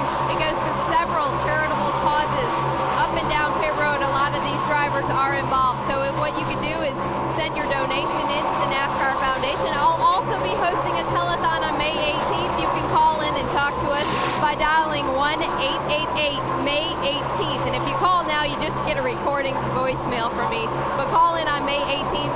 You can also make your donation online at www.nascar.com/NASCAR Day. It's a great way to get involved if you're a NASCAR fan. Well, Casey Mears is getting a little involved up there. I think I just saw, it looked like we had something going on the racetrack. Maybe we didn't. Well said, Wendy. NASCAR Day, May 18th.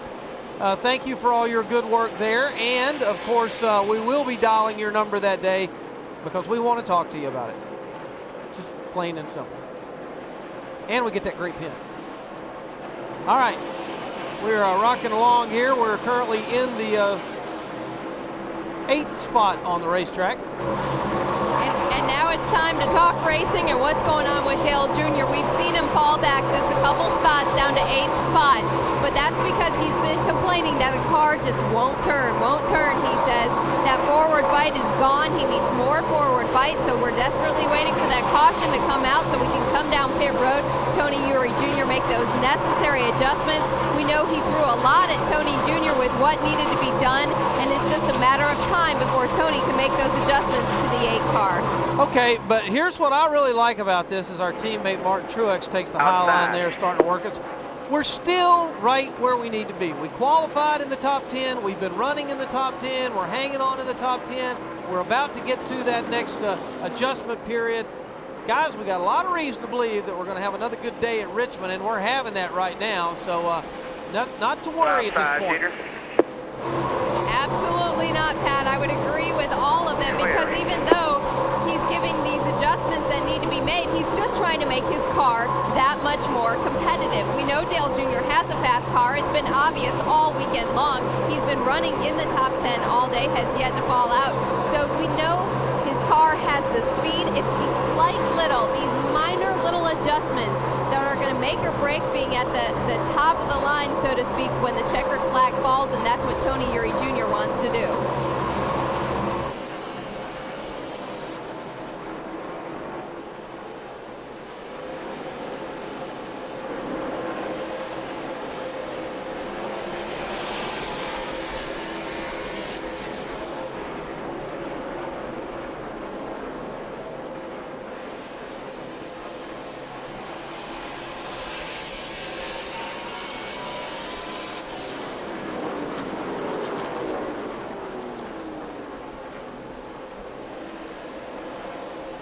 Good battle up front.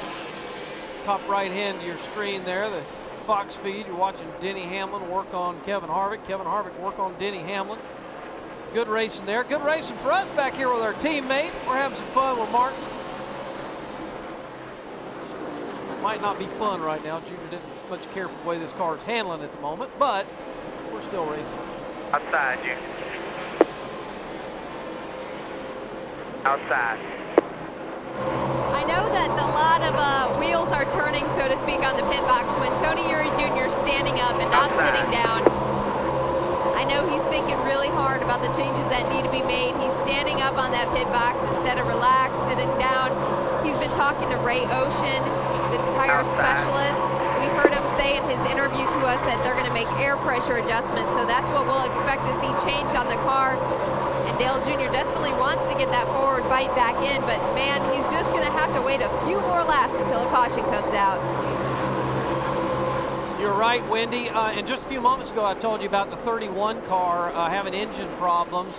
Our good friends over there in 795, or on 795 rather, Doug Rice and Hermie Sadler have now moved over to Kevin Harvick, and Harvick is the race leader right now. So we had to switch up to the teammate over at RCR, but we're on board there with the 29 car of Kevin Harvick, and Doug and Hermie have got the duty over there, so they'll keep up with Kevin for the rest of the afternoon.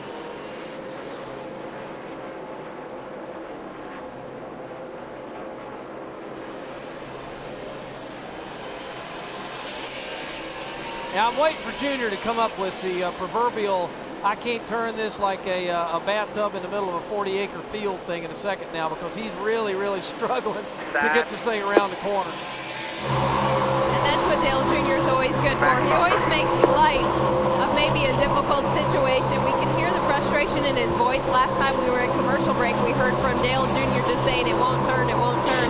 But man, he still looks like he's dicing in and out of traffic.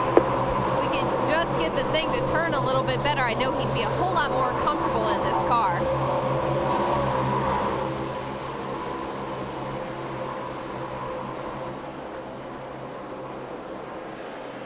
'66 starting to challenge on the outside there. Yeah, and I want to make sure all the fans are aware of this. Don't get confused when we say about Dale Earnhardt Jr. making light of things. There is a real urgency with this team right now to get to victory Clear lane. all around. Clear all around. And don't for a second think that that they aren't pushing hard, and that they know they have a good opportunity today to get that done. Inside. So, you know, Clear now, Junior. they'll have fun talking with each other, but make no mistake about it, they're dead serious about trying to win this race today.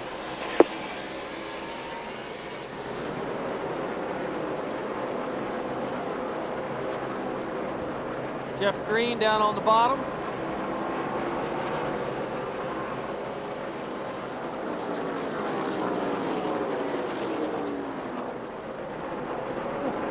You saw that giant arc, the way the car went in and just shot way up the racetrack. Junior's again doing all he can do to just kind of keep his momentum up as best he can.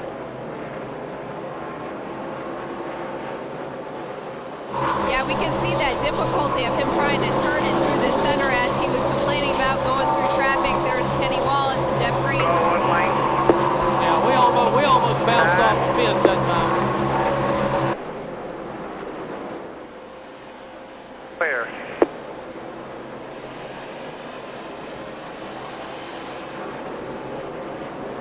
About lap 200, Tony Jr. 10-4. And that's what I was wanting to hear when we're going to come down pit road. If it stays green, 18 more laps, we'll be down pit road. That's good news for Junior, I'm sure. That's great news.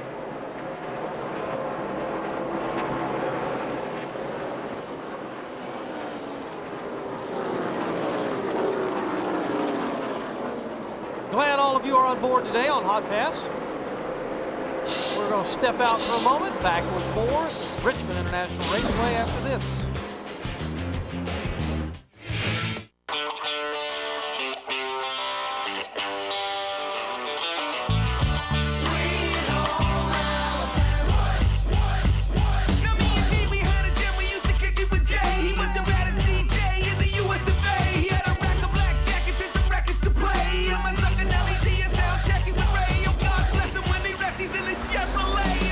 Impala comes to NASCAR. Chevy, an American revolution. Happy Mother's Day, Mom. Wow. Oh, honey, I love it. It's exactly what I wanted. Huh, I didn't know she'd like it that much. Wonder what else I don't know about her.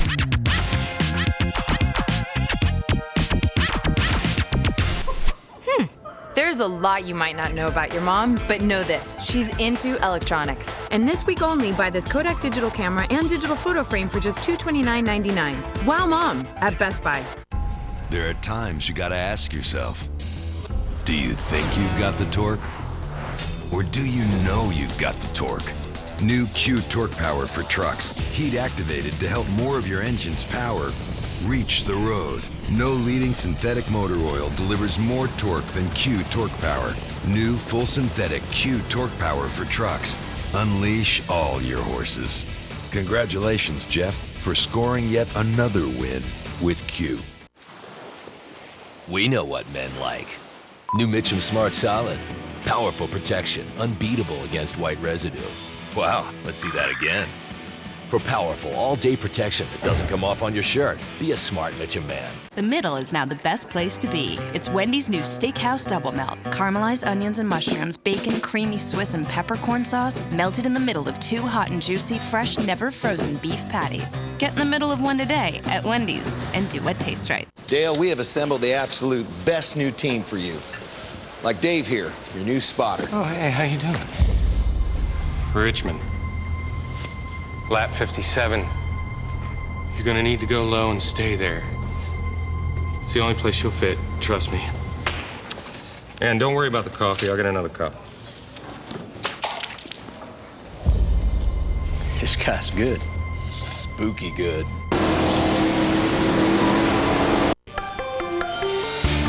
Ryan Howard leads the Phillies against Derek Lee and the Cubs. This week on Fox Saturday Baseball. It's the Crown Royal 400 at Richmond International Raceway.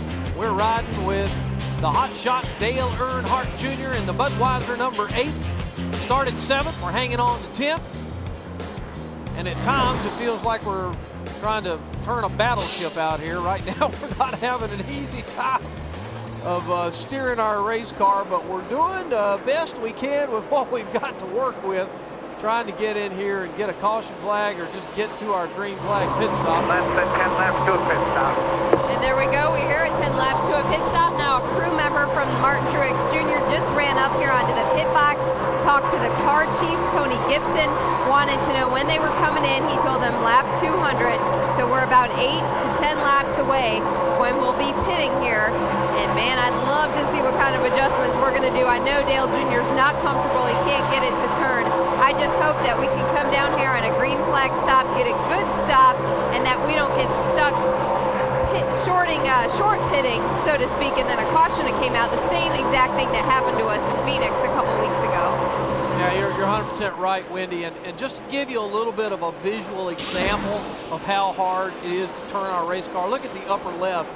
Whee! Nice little sideways slide, hanging on to it. That's short track racing. That's Myrtle Beach type racing right there on old wore out pavement. We're doing it on some pretty good pavement right now. Oh yeah, we've heard Dale Jr. say this is like Myrtle Beach. It reminds him of racing the short tracks in Myrtle Beach, but I know he doesn't like his car right now as he's not very comfortable in it.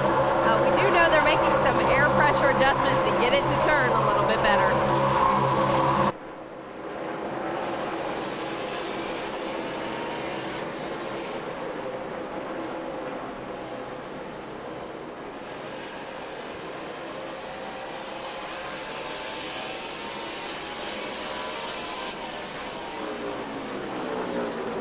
Clear low.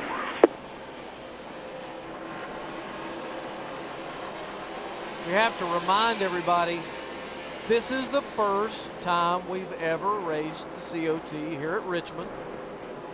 This race was supposed to have happened last night. You know, nobody on this racetrack right now, including us in the 8 car, knows what the second half of this race is going to be all about as we approach the 200 lap mark, just based on old notes, because there are none. I want to add real quickly, I see the 40 car that's pitted right in front of us is on top of pit road. It looks like they will be coming down pretty soon. They're coordinating with the 8 team right now to see who's coming down when. If we don't want to get stuck in, when we come in with the 40 car, David Stremme pitted right in front of us. Of course, we have an opening right behind us, so that's not an issue. Dale Jr. can almost short pit it and come in on the backside of his pit stall to give the 40 plenty of room and that an easy out for the 8 team. I did see Tony Uri just talk to Ray Ocean, the tire specialist, gave him those very important tire pressure adjustments he'll be making to the tires right now as we get ready to come down pit road in just a few short laps. Yes, and everybody in the 8 Nation, whatever it is you do for good luck, get ready to do it, because A, we need a good pit stop, and B... All right, pit next time by. Pit next time by. There you go. We're all coming around pit this time, Jim. Coming in this time. Anyway, I was going to just say, whatever you do for luck, do it now. So we don't get a caution flag in the middle of this. This is where I get really nervous. Let's keep our fingers crossed, no cautions. The 40 has pulled out of the pit. We'll have a clean out when the 8 car leaves.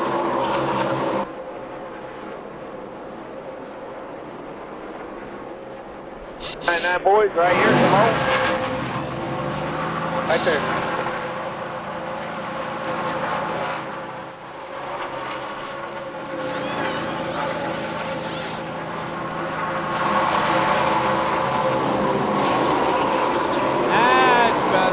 That's what I'm talking about. Good stop on the 8 crew. 4,500.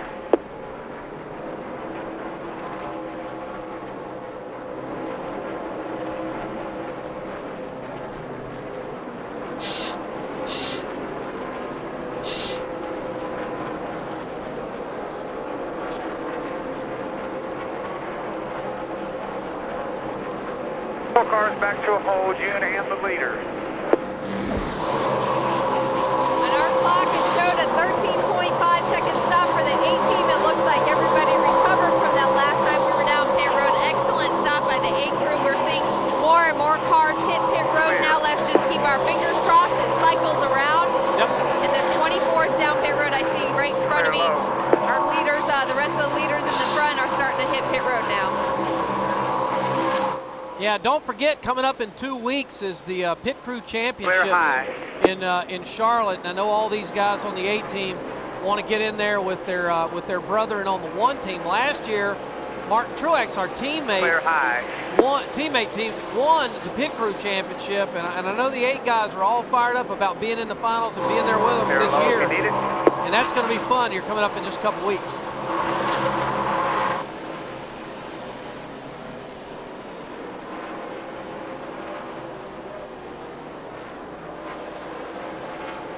Outside, Junior. Clear. Good news to report, all the leaders have hit pit road. The 29, the 11, the 24, everybody running up front. And if a caution were to come out, everybody cycled around. Yay. Clear. Yeah, no Phoenix. Clear.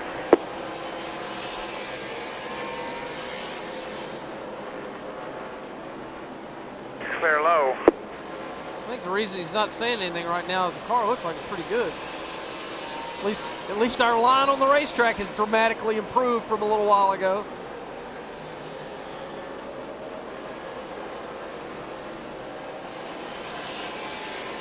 Clear.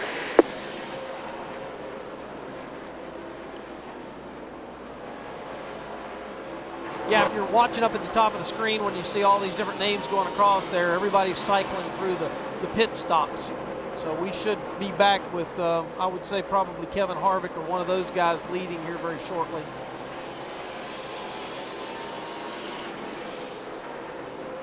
We should be back, too, pretty quickly to the top 10 or so.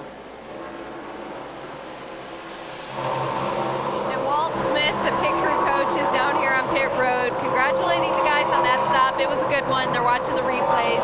Everyone did exactly what they were supposed to do. And just going back to that pit crew challenge that you mentioned, Pat, when you talk to a lot of the crew guys up and down pit road, they love it because it's the one chance they get to bring their family to see them do their job. It's really hard to get credentials anymore these days in the NASCAR garage, so these guys bring their family members out to Charlotte.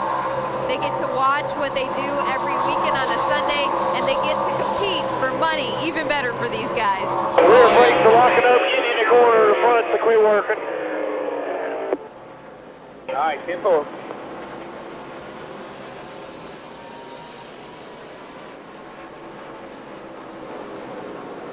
Here's some of the pit stop times for the day off of the 8 car. You see the one tough pit stop that we had, the second one of the day. But right back where we need to be with the first stop and the third stop. Clear. Yeah, fortunately for me, Wendy, I get to do the PA during that pit stop challenge at the Bobcat Arena in Charlotte, North Carolina in a couple weeks. I did it last year, and all those guys on the 1 team last year, I can't tell you how excited they were about winning that championship. Dale Earnhardt's group that pits the 1 car, and Walt Smith and those guys. I mean, you'd have thought they'd have won the Super Bowl last year. Real loose in, real loose off. Here, Junior talking, loose in, loose off. Ooh, got real squirrely in the corner there. But anyway, they'll be amped up for that. Into 1, I don't know why. Just get real loose in. All right, 10-4.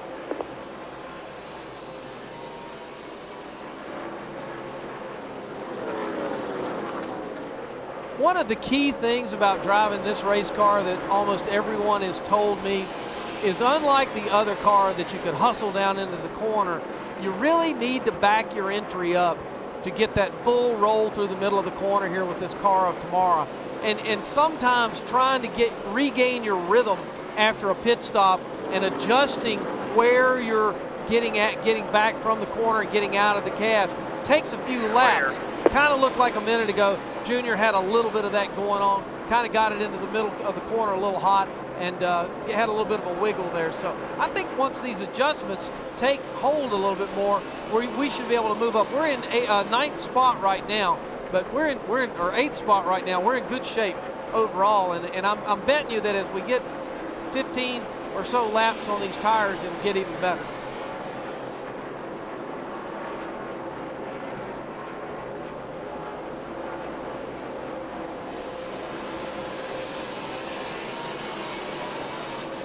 The push goes. Step in the right direction. That's what I like to hear right there. The looseness is gone. That means the adjustments are starting to take effect. That's exactly what we wanted here. Good feedback from Dale Jr. Yeah, I just think... Pit stops have cycled through. You're 6.8 seconds behind the leader. Wendy, I just think sometimes when you first come off the pit road and you're trying to get back in your groove, sometimes I think with this car, you'll drive the car into the corner a little harder than you should, but then when you back up and get your rhythm again, then all of a sudden it looks really smooth. Both of those last 3 laps look really good for us. Back to more from Richmond after this. Is your steak craving calling? How about now? Right now at Applebee's, it's steak time, where you can dive into a juicy house sirloin, a meat lover's masterpiece, a Bourbon Street steak topped with Cajun spices, and Chef Tyler Florence's seared ribeye with garlic chili shrimp. If you crave it, we've got it. Only at Applebee's. Can't stay for dinner? Pick it up and take it home.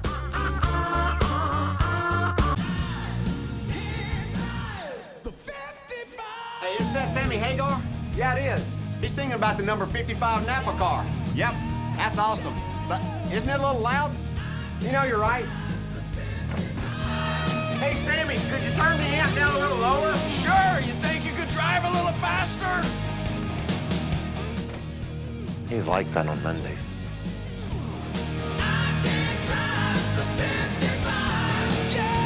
Man, this Nextel walkie-talkie phone is magic. I lost my helmet the other day, pushed this button, my helmet appeared. Magic. New spark plugs are in. See? It's magic. That's not magic. This is magic. No, that's sleight of hand. Get me a bunny.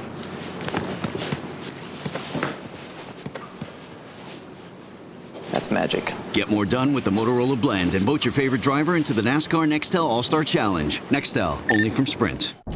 Convenience and innovation are everywhere on the new F-Series Super Duty. In some places they're obvious, like the all-new redesigned interior. In other places, they're not so obvious, like this, tailgate step, only on the new Super Duty. Introducing the bold new F-Series Super Duty. It's built better to work harder for you.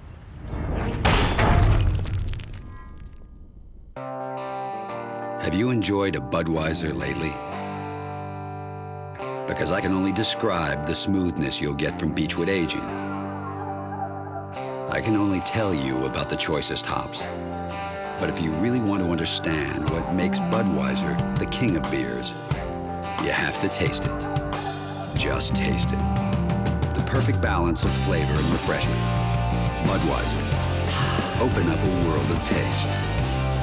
The Final Four perform the songs of the Bee Gees. Who will be staying alive? Staying alive. Staying alive. Staying alive. American Idol, the Final Four. Tuesday at 8/7 Central on Fox. When the singing ends, the creator of American Idol asks you to put on your dancing shoes. The Summer Smash is back to answer the question, who will be the best dancer in America? So you think you can dance? The new season begins Thursday, May 24th on Fox.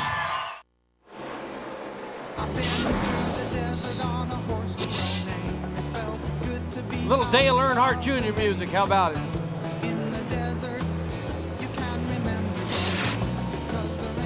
There's our hot shots. Kevin Harvick leading the race right now. Jeff Gordon, hometown hero Denny Hamlin. There we are in 8th spot. Carl Edwards hanging on to 11th spot right now. All 5 of our hot shots are rolling today in Richmond.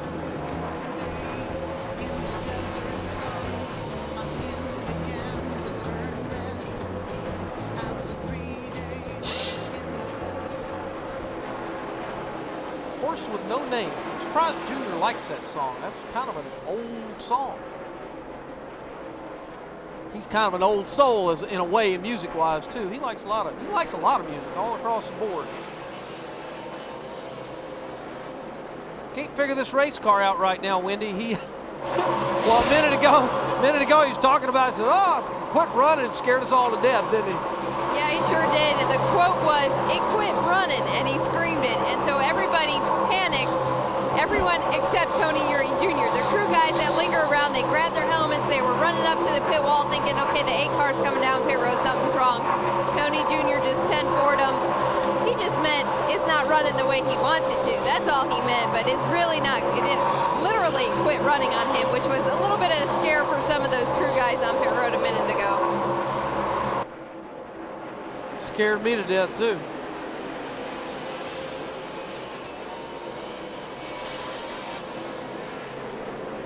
Inside, June. Yeah, let's take a look. I want to give you an example once again of just how loose this race car has gotten on us. And this is after we just made these adjustments. Shooting down here in turns 1 and 2, which is where we and have had all kinds of issues today in terms of being really loose. We've been pretty good in 3 and 4. It seems like 1 and 2 has just been our trouble spot today to try to get the car to work it. Side. Ricky Rudd there on the inside. Number 88 car. Side.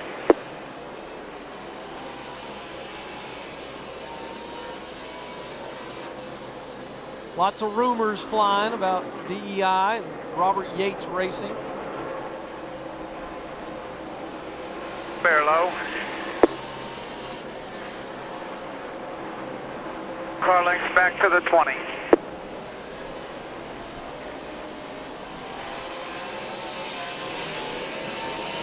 Junior made a statement earlier this week, or Friday I should say.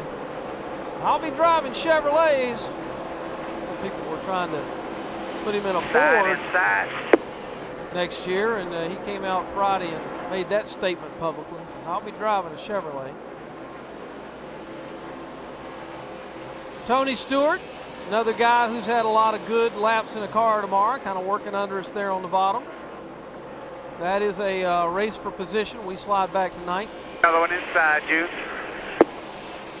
Meanwhile, that is a lap car on the bottom right there, Johnny Sauter. Still inside.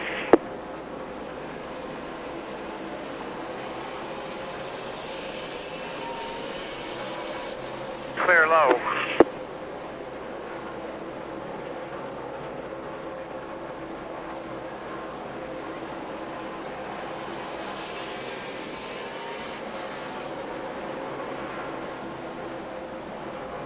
Riding on board down at the bottom.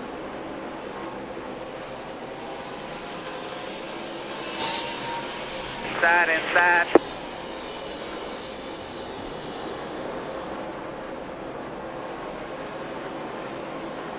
Clear low. Wendy, I don't get the feeling got that... tight in the center, and I'm wrecking, getting in, spinning out off. All right, get full. Wendy, I'd say it's pretty adequate description down in 1 and 2, reckon. Oh yeah, Dale Jr. definitely has his hands full right now. But you know what, these crew guys, they can't do anything at this point. They just have to hang out here in the pit stall. They do their job once the caution comes out and they go down pit road. But basically, you want to know what these 8 crew guys do. You keep on taking away my forward bite. I can't go. I can't get off corner.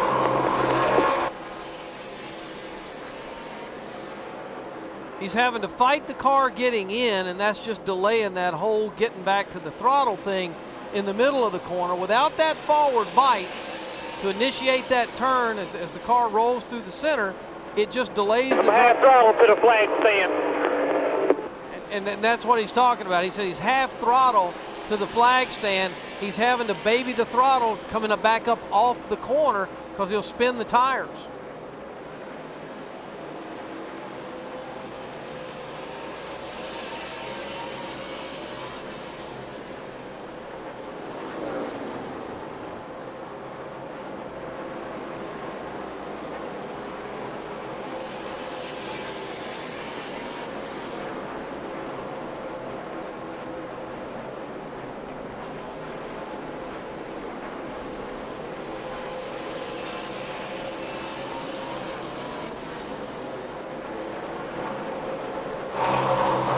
I know Dale Jr. is having a heck of a time out there, but how about the fact that he's maintaining the top 10? He's holding on to the wheel. Yeah, he's holding on to it.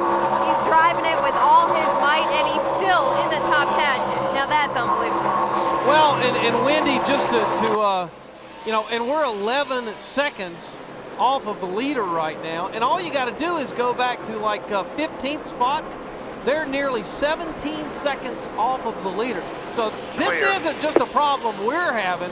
Everybody in the field right now is fighting to try to get the handle on their race car. 156 laps remaining. Back with more in Richmond after this. I won. Really? But be prepared to live with your choice. I love our new TV. Yeah, he's hot. What?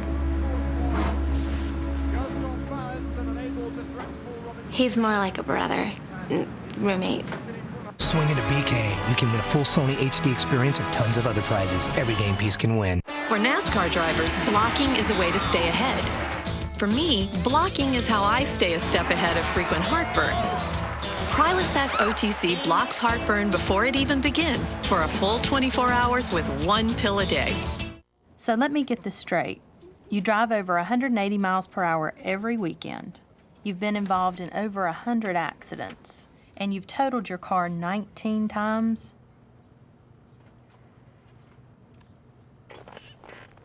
State Farm is proud to insure safety advocate and NASCAR driver Jeff Burton. His personal car. And safe drivers everywhere. Call an agent today. If you don't mind signing here and here. Oh, and if you can just sign up here somewhere. Introducing the all-new Dodge Avenger.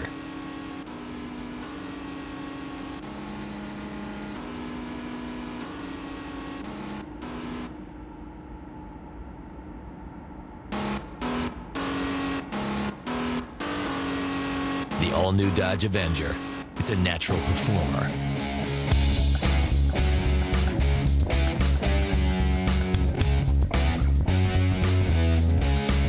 So, Brad, why should you be my new roommate?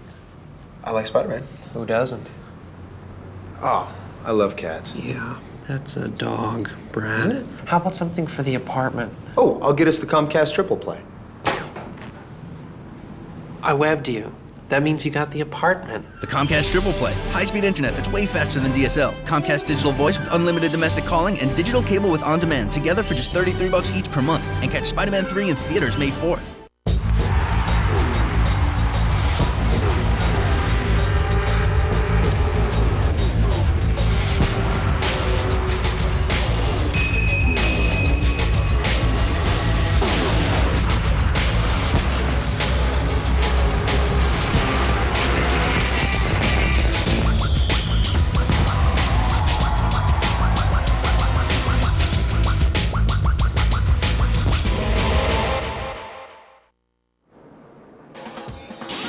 Welcome back to Richmond. Stop's falling apart on me or something. I feel like I'm rolling over on the right front more and more.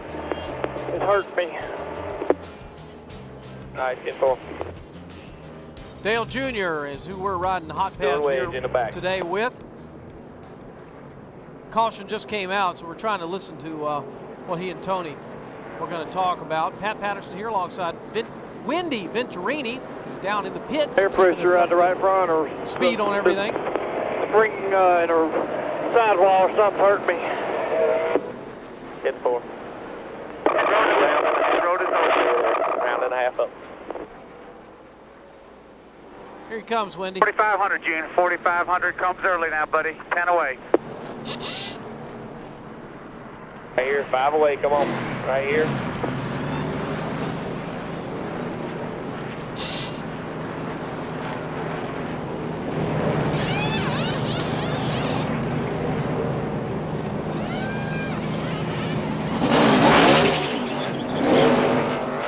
Go, go, go.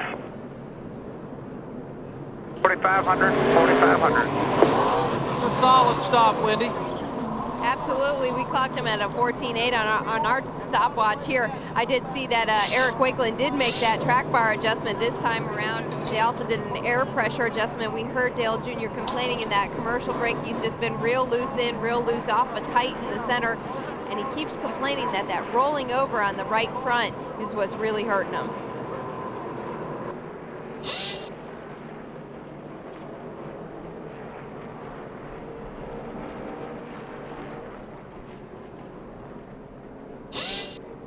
You just saw Kevin Harvick, the leader, up at the top right-hand part of the screen, got into one of the other cars coming to the pit road and has damaged the front of his car. He was the leader of the race.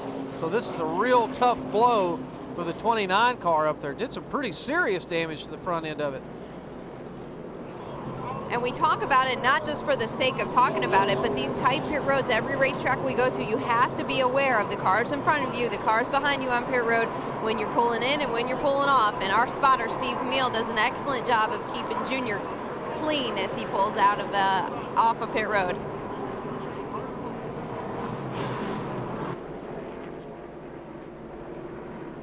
And we'll see if we can get a word with Dale real quickly. Dale, you're doing a great job out there, buddy. We know you've had an ill-handling race car most of the day, but you guys keep working on it and you keep hanging on to the top 10. Yeah, it's pretty ill. I don't know, I ain't got much good to say about the COT today, but it's okay when the race started. They still ain't as fun to drive as them other cars we used to have. Well, hang in there. We again, awful proud of the job you're doing there today, and hopefully these last adjustments will get us a little closer to the front there, man. Appreciate it. Yeah, hopefully we can make her better. Thank you. Yeah, hopefully we can make her better. Thank you.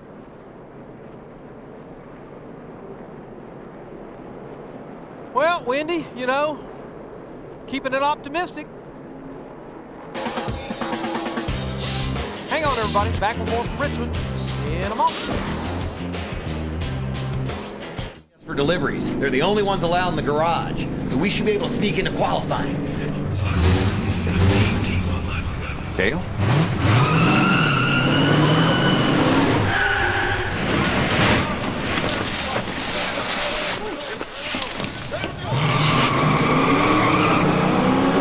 Unbelievable! Dale Jarrett is trying to qualify the UPS truck.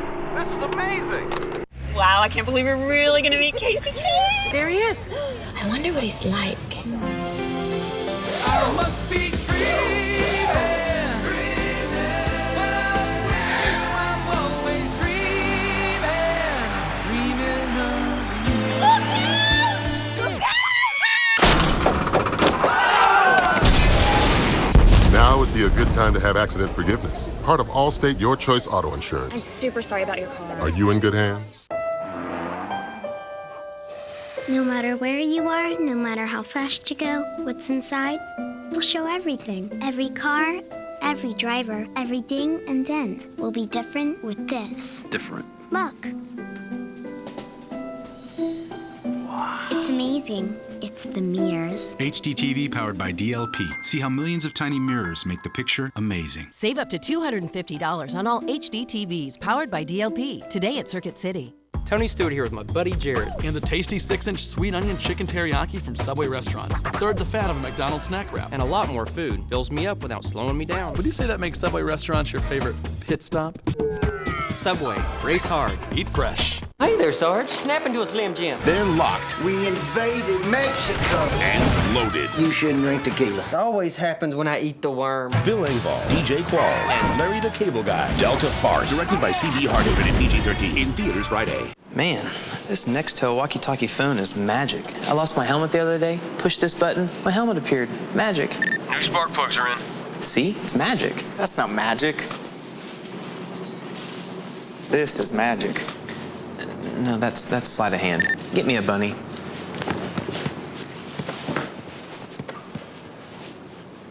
That's magic. Get more done with the Motorola Blend and vote your favorite driver into the NASCAR Nextel All-Star Challenge. Nextel, only from Sprint. We know what men like. New Mitchum Smart Solid. Powerful protection, unbeatable against white residue. Wow, let's see that again. For powerful all-day protection that doesn't come off on your shirt, be a smart Mitchum man.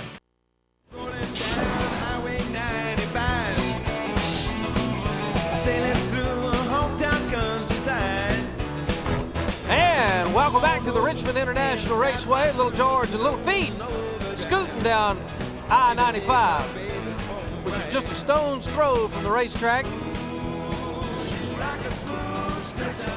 She is a smooth stretch of highway rolling down to the Big D in Darlington, South Carolina, where we will be next week with Hotpass. Hope you'll be along with the ride there in Darlington. We got some more work to do here in Richmond, and we're currently sitting in the 9th spot.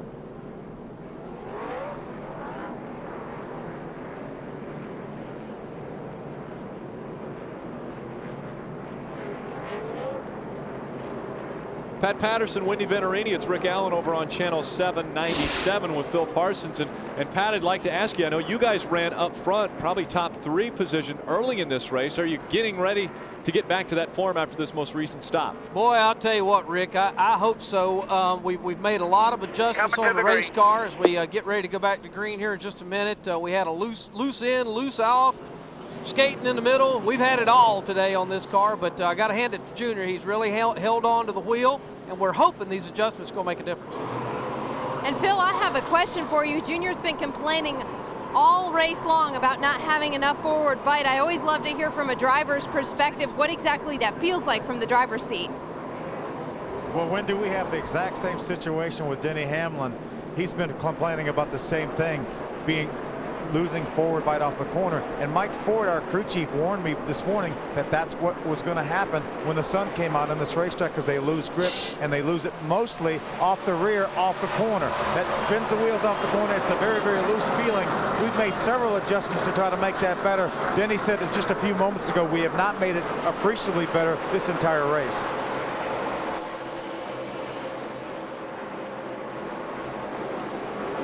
Pat, Wendy, hang on for just one moment here. We'll get back up to speed on this most recent restart.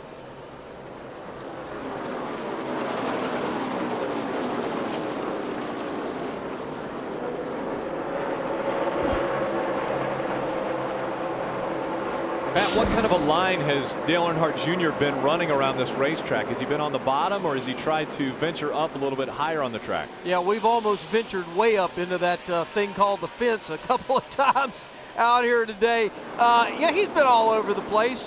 We got going good early down on the bottom. Then we found the outside around a couple of real good race cars, got us up to the front, and then the handle's just kind of gone away. You just heard Phil talking about how the racetrack has obviously changed, and forward grip for everybody, forward bite is a big deal.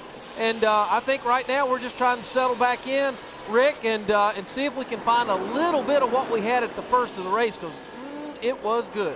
Yeah, I think that's exactly what we're trying to do also, Phil. Wendy, what kind of changes has Tony Eury Jr. made with the Budweiser Chevrolet to try to get some forward bite? Well, with that real loose in, real loose off condition, and it's been real tight in the center, Phil. So at first we were making only air pressure adjustments to begin with, but the last 2 stops we did make a track bar adjustment. Just that last stop we went up at 1.5 rounds, and then 2 stops before that we made another track bar adjustment. So at first, at the beginning part of the race, we were making only air pressure, but it's gotten so out of control. Junior says it's been wrecking loose going in, so Tony Jr.'s trying to do everything he can to get that forward bite back into the car.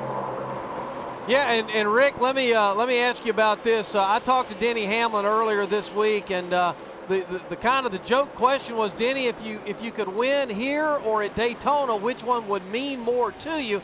And Denny Hamlin, with a straight face, said, "Hey, I'll take a win here at Richmond in my backyard before I'd win the Daytona 500." And the battle that he and Junior had here last year, man, that really showed us he's probably pretty serious about that. Well, most definitely. And Pat, he actually referred to that earlier. Phil talked to him before he got into the car, and Phil mentioned, he said, "Hey, would you do it any differently this year as opposed to last year when you were still a rookie and battling side by side with a veteran like Dale Earnhardt Jr.?" And he said, "I would definitely do it differently this year.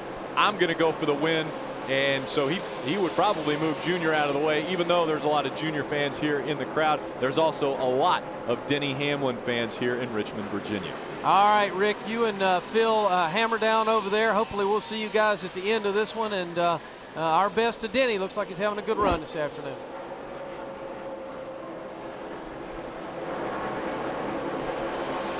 Clear. Well, it's hard to tell yet before he gets on the microphone and starts telling us, but it sure looks like we're getting around the racetrack better. We got a lot of lap traffic around us here with that 8 car, but a lot of it right in front of us at the moment. Heavy traffic. We're just talking about I-95. This is what the fast lane looks like on a Friday afternoon about 5:15. Junior working underneath Tony Raines, trying to keep a beat on Greg Biffle in front of us. That race is for position with the 16 car. Raines is a lap down. Disposed to him pretty quickly.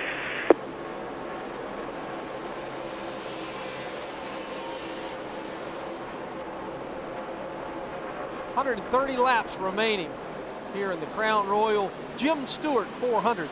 That's a great story how one guy named Jim Stewart ends up being the title sponsor of the race by riding into Crown Royal. They had a big essay contest, and Jim wrote it in, and they said, all right, well, it's going to be the Jim Stewart 400. So that's how the Jim Stewart name got to be part of this race today.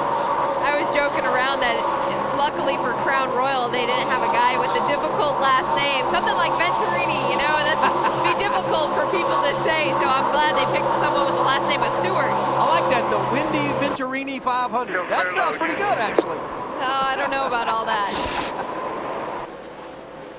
But it's the Jim Stewart 400 here today, and he's a nice guy. I met him and talked to him, and boy, he's just living the dream today, let me tell you. J.J. Yaley there, we just kind of slid off of his bumper and trying to keep up with the 16. That is for position. Yaley coming back on us.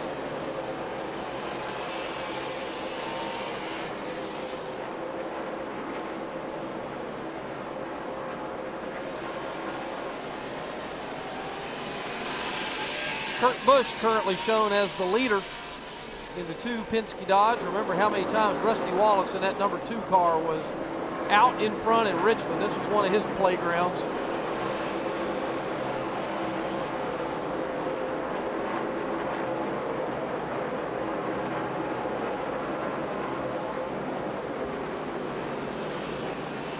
And Wendy, that was kind of comforting hearing Phil and Rick talk about the fact that Denny was screaming for the same thing that Junior's been screaming for, and that's that forward bite. I mean, I'm imagining that's everybody up and down the pit road. Exactly. When I heard that, I kind of had a little sigh of relief and thought, okay, we're not that bad. If everybody else is feeling it up and down pit road, that's good news for the 8 team. Amen. Yeah, that's where I was coming from too. It made me feel better.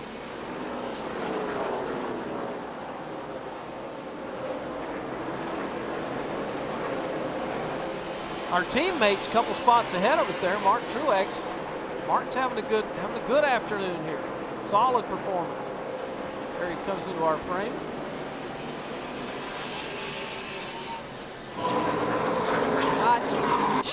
Looks like 38 car. Racetrack will be clear, except for 1 car on the bottom. Better in, better off. Still the push in the middle's there. Damn, that car's tore up. Yep. DOT is fucked up. Man, the back of that car is hit. Well, let's see what happened here, Junior. Up in the top right. Oh, David Gilliland got punted by Sterling Marlin, and away she goes. Let's see how the hit's going to be just straight onto the wall here. Got the front end, and there's the back end. Put all the brake back in it, and then some extra rear brake. I mean, I was able to put all the rear brake back. I had it wound to the front because it's a loose end. I was able to put rear brake in it and some extra, so the brakes are back better, no shaky. Ray, do a half over here in the left rear, please. Pit road is open. Pit road is open. And I'm going to take back what I just said about the 38 half car. out. He didn't get punted from the rear. He had to check up in front of him. Sterling had nowhere to go. Here we go with a pit stop, Wendy. Hopefully get another good one here. Right here.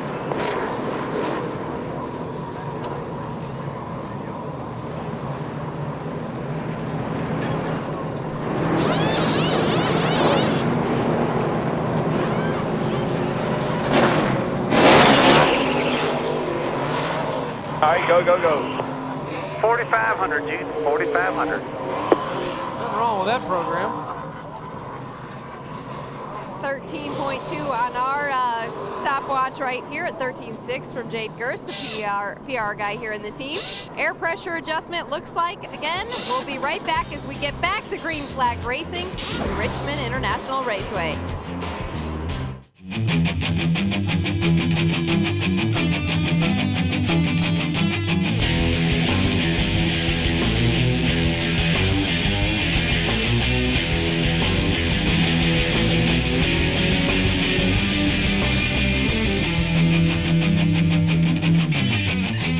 When you're about to do something this big, a little luck never hurts.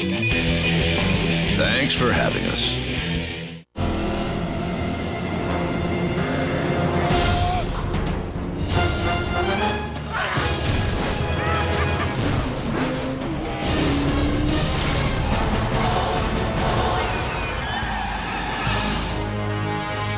Okay, guys, I told you.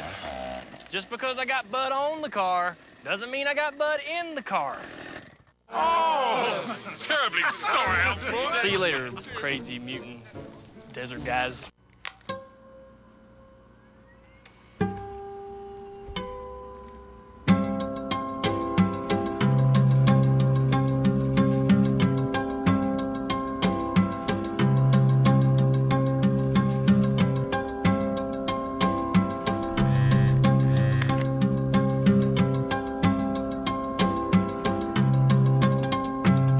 With our help at Radio Shack, you don't just buy stuff, you do stuff. Racing fans can't get enough of Denny Hamlin. Sophia Hernandez from Chicago, Illinois writes, Dear FedEx, does Denny get any interesting perks for driving the FedEx car? Well, Sophia, he does get a discount on shipping. Yeah, I'd like to ship this back home to Virginia. No problem, Denny. Denny, you have to let go. Don't want to.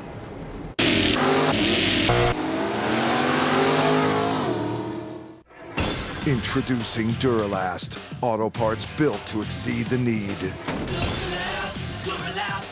Alternators built with heavy-duty electronics for longer life. Brake pads built with molded technology for maximum durability. Water pumps built for improved engine cooling with some of the best warranties in the business, all built to exceed the need. Only at AutoZone. Every lap, every driver, all on your computer. Which driver will you follow? The all-new Track Pass Race View from NASCAR.com. Your driver, your view.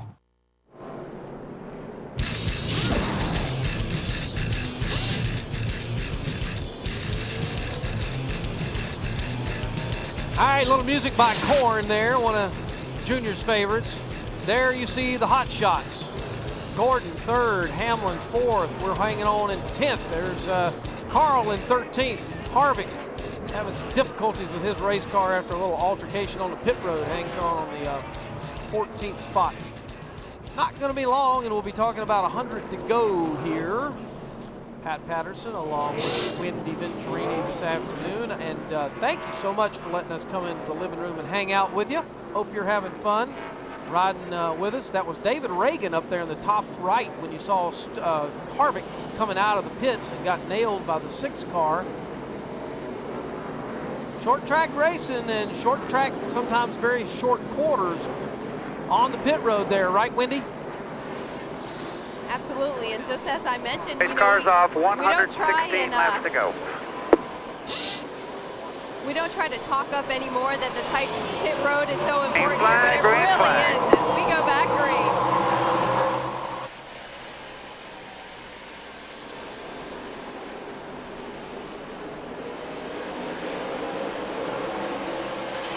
Still inside, Junior.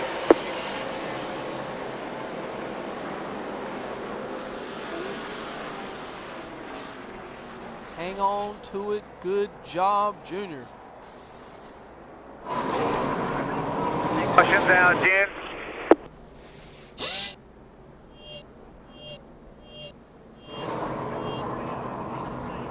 I'd like to see a replay of that one, exactly what happened there. Yeah.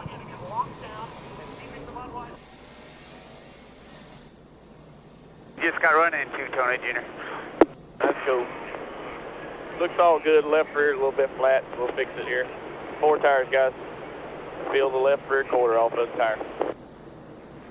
Pit road is closed. Pit road is closed. Can't quite figure out what Jeff Green was doing. All right, we're there. okay. Let's get the rebound here. We'll be okay. Who was that? 66?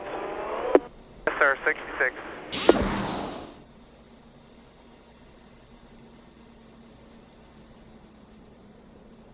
Could you tell anything from the corner there? A couple corners you went through, or just too busy? It ain't spinning up off yet, so you can adjust some more if you want, but that felt like the left front softer. Left front had some air out of it or something. It's getting down, trying to work better, but I still feel like that's going to go away. The air pressure changes seem to go away. It's going to go to what it wants to go to, air pressure-wise, but I don't know. 10-4. Pit road is open. Pit road is open.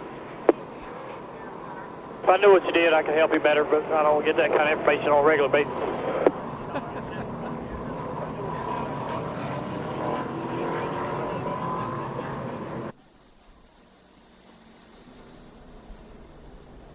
$4,500. $4,500. Here's a look. Here's a look at what just happened again.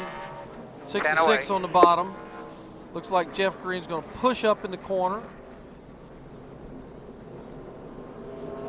And our man did a hell of a job of hanging on to it. That's what I got to say about that. Back on the pit road now.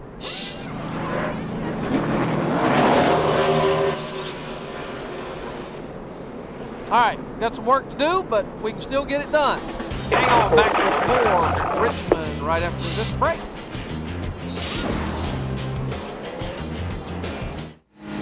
Introducing the all-new Dodge Avenger.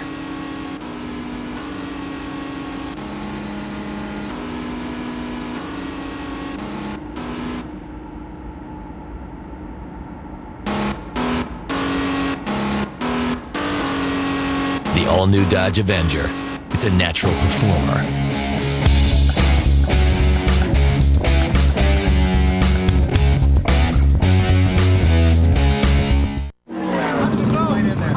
Really something else. Kelly, what's it like to take a hot lap in a stock car? The NASCAR Day 17 put together a great ride for me. And remember, y'all, NASCAR Day is May 18th, and the best way to celebrate is by getting your NASCAR Day pin for only $5. You really seem to be dialed in on NASCAR Day. Well, yeah. Every pin sold raises money for the NASCAR Foundation, which helps kids, animals, conservation efforts, and other worthy causes. I'm doing my part, and so can you. Go to NASCAR.com/foundation to purchase your pin.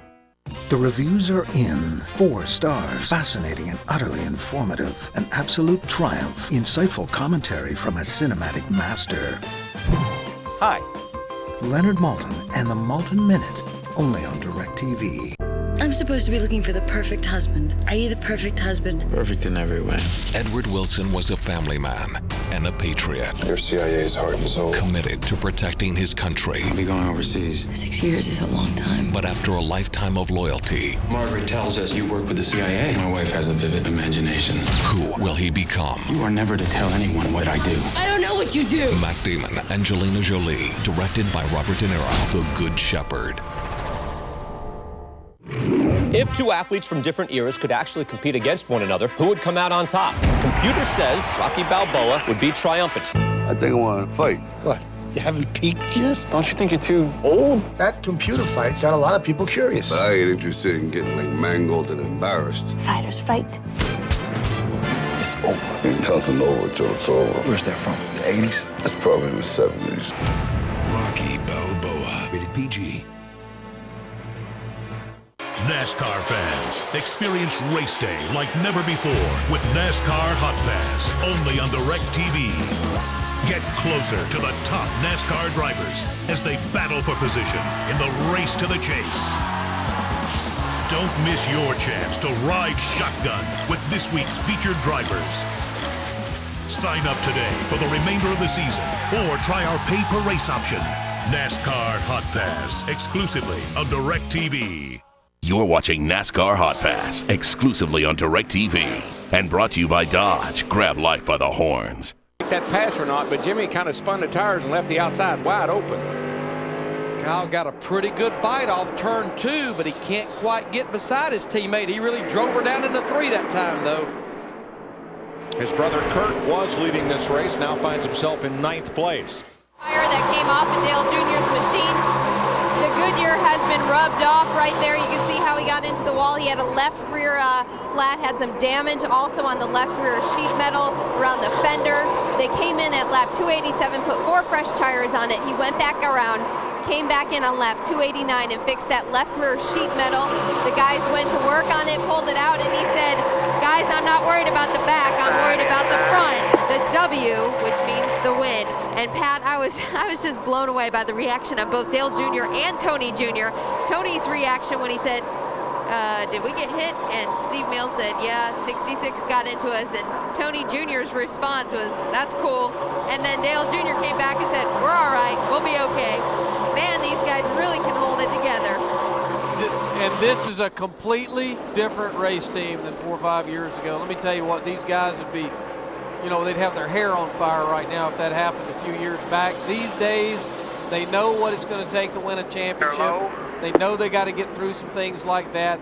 And kudos to Junior as he's working all over the back of Juan Montoya right now. Clear low, clear low. Yeah, kudos to Dale Jr. because, man, you talk about a guy that's got it together emotionally right now in the race car. He's mad. He didn't want that to happen.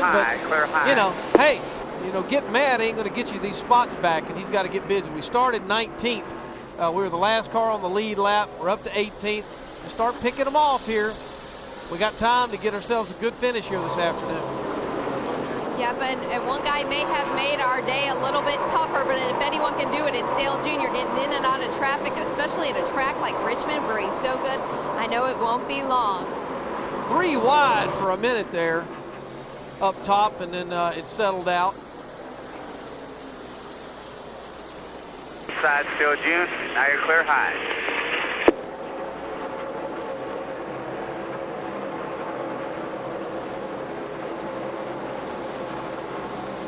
Clear high.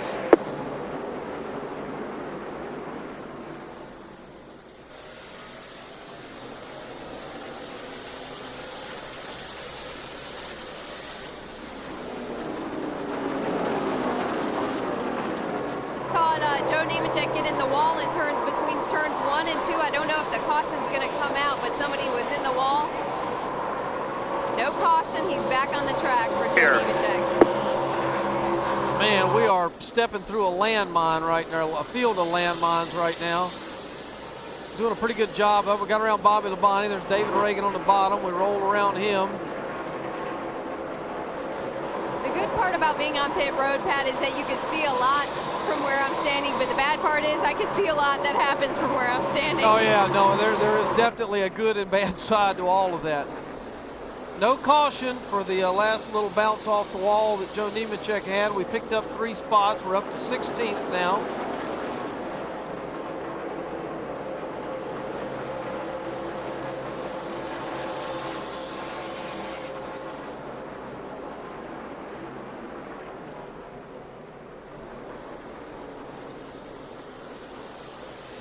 Dead ahead of us is the 22 car is the race for position. Rudeman's in front of us, David, in the 00, but that is not a race for position. In fact, we got a couple lap cars here we need to work with and get past as quickly as we can to the bottom of the racetrack. Rudeman up there on the outside. Straight ahead of him is A.J. Allmendinger. He also is down a lap.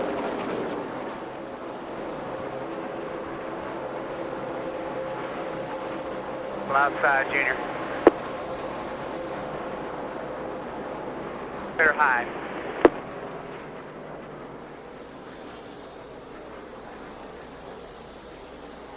Clear low.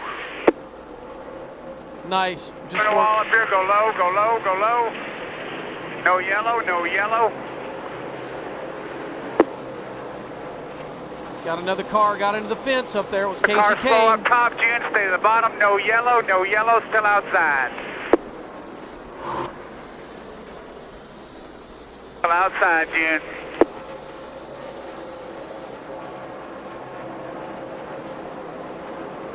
Boy, that's incredible, Wendy, that they didn't put the yellow out. If you could see the 9 car, I know you probably can't see this, or maybe you can. He knocked the wall down up Coming here. to 95 to go. And they didn't put the caution out. Yeah, that was surprising to me, too. It looked like a hard hit by Casey Kane. Unfortunate ending to his day. Real fight. Road fight's a little bad. That was Real Casey Kane pulling right by me. If you heard that loud noise, pulling behind the pit wall.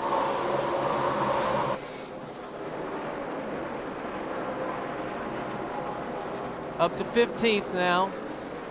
You just heard Junior mention the forward bite again.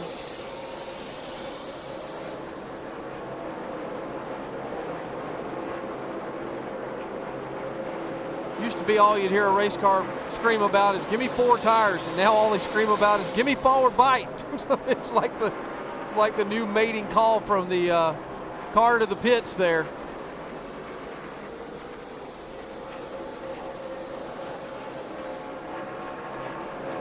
Clear. All right, back with more from Richmond with Dale Earnhardt Jr. after this. No matter where you are, no matter how fast you go, what's inside, we'll show everything. Every car, every driver, every ding and dent will be different with this. Different. Look. Wow. It's amazing. It's the mirrors. HD TV powered by DLP. See how millions of tiny mirrors make the picture amazing. Save up to $250 on all HD TVs powered by DLP today at Circuit City. Hey, Jimmy, need a little help? Sure. You know what else would be good? Cobalt tools are so comfortable. Let me use that screwdriver. No. You just don't want to quit working. Yeah. What do you think? Great tools. Cobalt, the next generation of tough tools. Well, anything else we can do? There's always my wife's car. Available exclusively at Lowe's. Happy Mother's Day, Mom. Wow. Oh, honey, I love it. It's exactly what I wanted. Huh, I didn't know she'd like it that much. I wonder what else I don't know about her.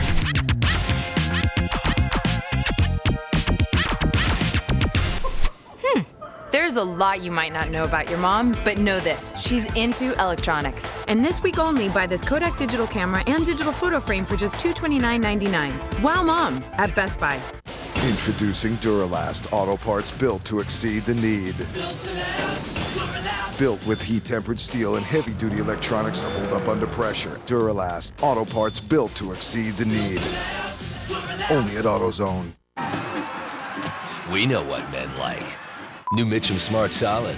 Powerful protection, unbeatable against white residue. Wow, let's see that again. For powerful all-day protection that doesn't come off on your shirt, be a smart Mitchum man. Hey, head to the side, seat back low. When you see me ride away, I'm in my Chevy ride slow. I'm in my Chevy ride slow.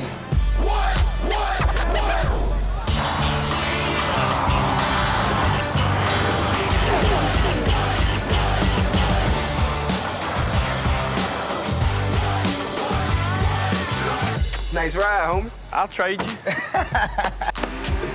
Chevy Impala SS, an American revolution. You're watching Fox Sports, broadcasting in HD and presented by DirecTV. HD TV, powered by DLP. It's amazing. It's the mirrors. Hotpass on DirecTV. Dale Earnhardt Jr., that's the guy we're riding with today, riding shotgun at Richmond International Raceway. Currently up to the 15th position We've been bouncing around here all afternoon, and speaking of bouncing around, let's take a look at what kind of got us a little bit behind here on a restart, the most recent, or one restart to go, I should say. Take a look at the 66 car. Caution for debris. Top left-hand part of your screen. You take a look at what happened to us. We've got another caution flag out now for debris. Come on a little bit.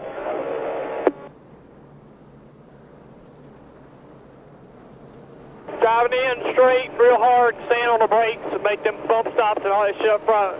Work hard. And it'll turn a little bit. If I roll down in there, it just slides across the top of the racetrack like you got to really set that front end hard. So that seemed to work okay, but it's a little tight in the center. Everything else is okay. A little free in, not too bad. I could deal. And a little free off. I could deal. Road is open. 4 tires, guys. 4 tires. I want to do 2. I don't think we need to do that here coming to the end of the race. I know what you mean, but 2 forward.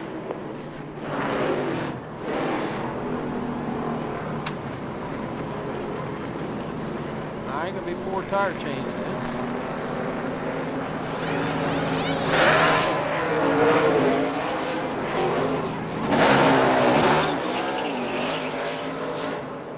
Go. Another good stop. Solid stop. Up, Junior 4500.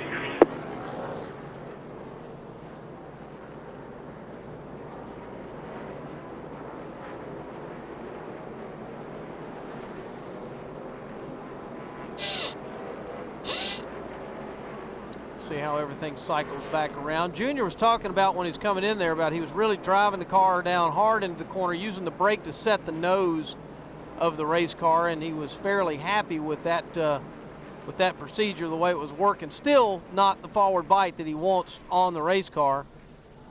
Little bit of an issue there, Wendy, between 4 tires and 2 tires. I think Junior wanted 2 and Tony said 4. Yeah, exactly. There was a little bit of discussion.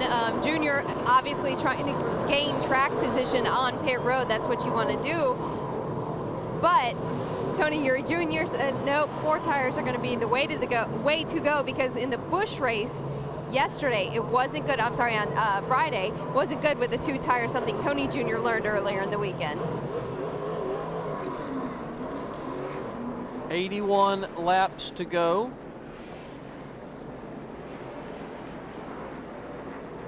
We're well inside the fuel window for everyone to go the distance here as far as fuel goes. Shouldn't be an issue.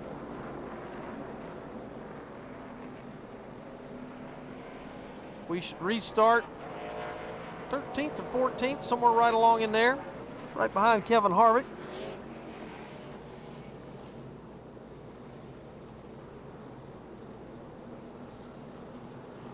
Not a bad rebound, considering we could have been in the wall some 30, 40 laps ago there as we got into, Jeff Green got into us and turned us around. And Wendy, I marvel again at the just how good these guys have gotten in staying in control of their emotions. Oh, I tell you, I don't know how they do it. They've been so positive and optimistic despite every situation that came upon them today. First, it was a slower stop early on, then the situation with the 66 getting into us, and just the response on the radio by Tony Jr. saying, hey man, that's cool. I couldn't believe it. I was amazed by it, and then Dale Jr. coming over and say, you know what, we're gonna be okay. We're gonna be okay. Put it behind us, and everybody just staying on their A game, putting the bad things behind them so they can look forward to passing these cars and getting back towards the front.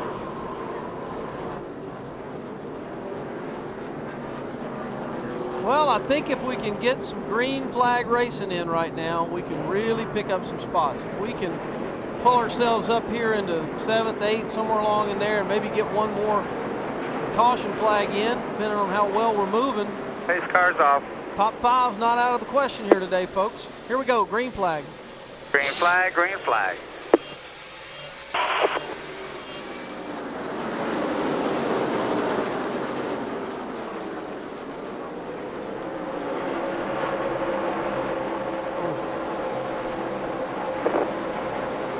Inside, inside.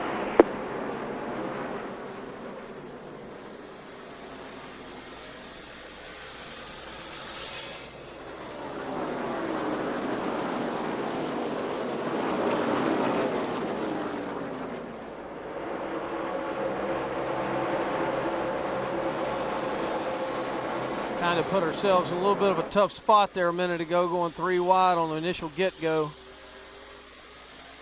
Looks like we're holding on okay. Just hope we didn't rub one of our fenders when we did that.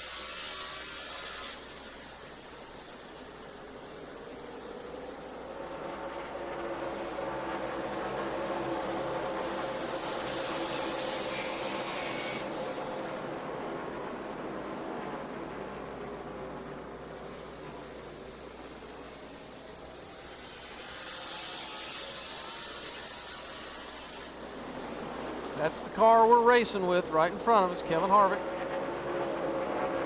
Now, Pat, we know Kevin Harvick's been fast today, too, and that's what I like, that we're around good cars so we can both maybe shimmy through traffic a little bit better. Both Dale Jr. and Kevin Harvick know how to get around these other cars, so if we can just stick with him and get around the 29 and get back up front, but that's definitely a good car to be around, I think. Oh, no question about it, and Harvick loves this racetrack the same way that Dale Jr. does. They're both very good here, and unfortunately right now we got a lot of lap traffic on the bottom end of us, working on the inside, or outside rather, of Elliott Sadler, the 19. A lot of smoke still coming out of the back of Carl Edwards' number 99 car, which is right in front of Harvick. We've been watching that all day long. Still inside, June.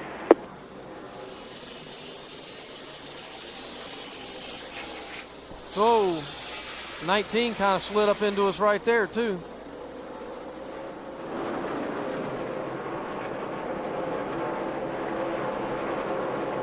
Still inside. Clear low.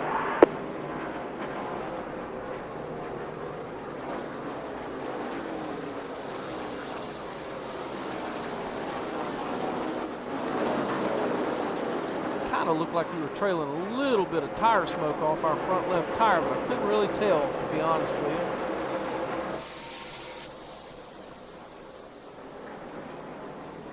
you. It's just so easy to get a little bit of a tire rub here for all the obvious reasons. And hello, how are you? Here's the 66 car in front of us.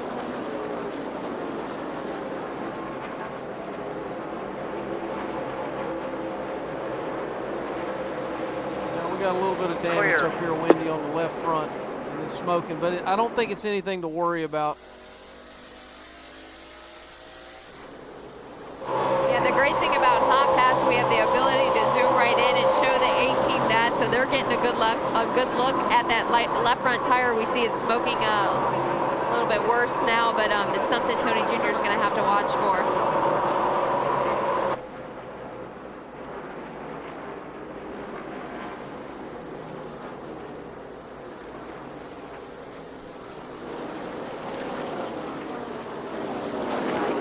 Most of the time when you see one that's like that, it'll rub to a point and then it'll get to where it just doesn't rub it anymore. Outside. Hopefully it just doesn't cut it, but I don't think we got it one of those situations where it'll cut the clear tire. Low. We may get another caution flag here. I see another car bounced off the wall, but it looks like he's got it going. It's AJ Allmendinger. Or actually, that was a replay. I'm sorry. I was watching up in the Fox screen there. 67 laps to go. 14th place overall right now. The leader is the 48th of Jimmy Johnson.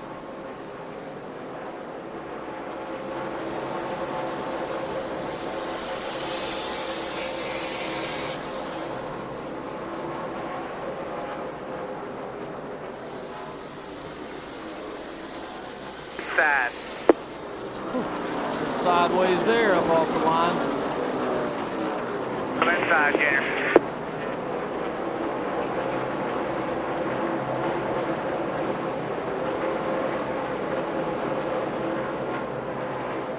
inside.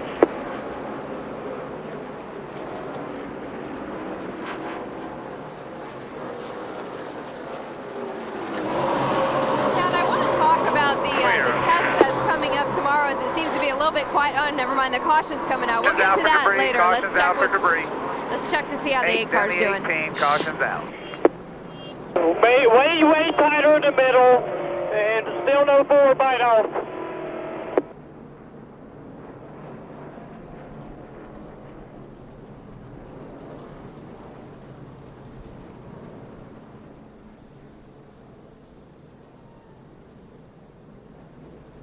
Tony Jr. trying to figure out what he wants to do.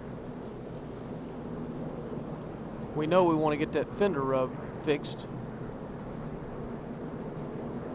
Brakes are terrible, vibrating and carrying on. Ain't no way we can get this thing.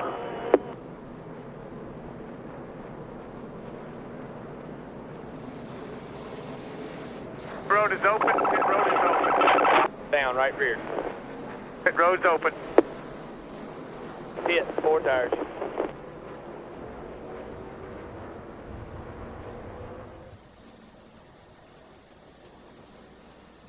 Ten away. Round this 99 right here.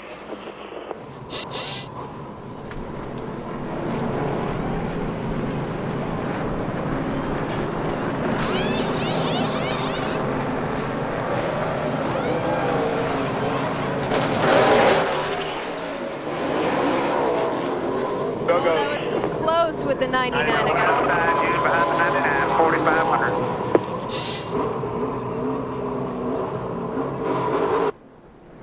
Good pit stop, 12.7 seconds. We'll be back with more Hot Pass here on DirecTV in Richmond after this. Vaughn into the windup in his first offering. Just a bit outside. It was a perfect strike, and you know it. Of course, if this chump were watching in DirecTV HD, he'd have made the right call. It's broadcast in 1080i, which means it's cool. Now, let's see how this bruise looks in HD. Vaughn into his motion and the pitch. Uh-oh. For the most sports in HD, you gotta get DirecTV. Ordinary toothbrushes can't stand up to it. Oral-B Triumph. Triumph's onboard computer and floss action brush head help give you cleaner teeth and healthier gums by your next checkup. Oral-B Triumph. Fox tomorrow. The 24 you've been waiting for all season long is finally here. Code Red emergency lockdown. With everyone's life on the line, it all comes down to Jack. You need to open the door now! Everyone on the floor! All new 24. Viewer discretion advised. Tomorrow at 9, 8 Central on Fox.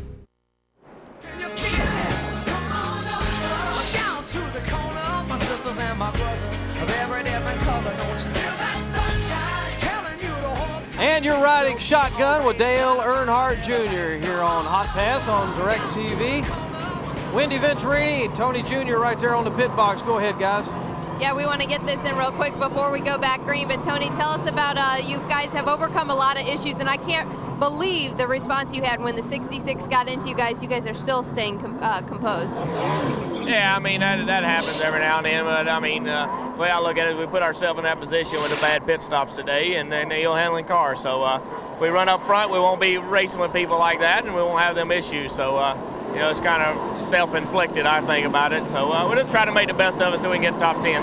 Juniors complain about this forward bite all day long. Is there any way to remedy that with this car up tomorrow? Has that been the biggest issue? We just got a lot more. We got a lot more spring in it than we had in Phoenix, and you know, you just don't know where that line is until you do it. So that's a little bit of a problem, and it's too late to get it out. So you just kind of have to deal with it and make the adjustments best you can, and then you know next time not to run that much. All right, good luck to you in these final laps. There you have it, Dale. Tony Uri Jr. still staying optimistic, and despite the ill-handling car that Dale Jr. has been complaining about. Well, and Wendy, that is just part and parcel of what we talked about, in the fact that guys are compiling the first set of notes ever at this racetrack with this race car. So, you know, it's all about learning as we get ready to go back to green. Let's listen in. To go. Green flag, green flag.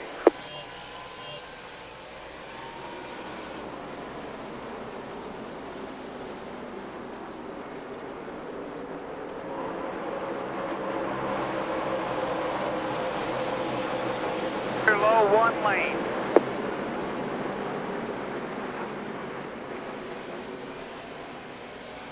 Three wide off the corner. Wow.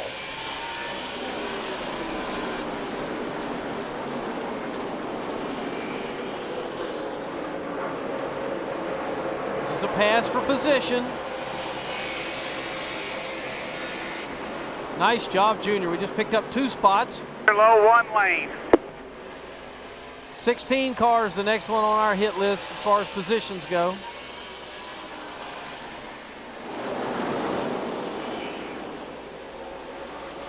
Straight up ahead of us there.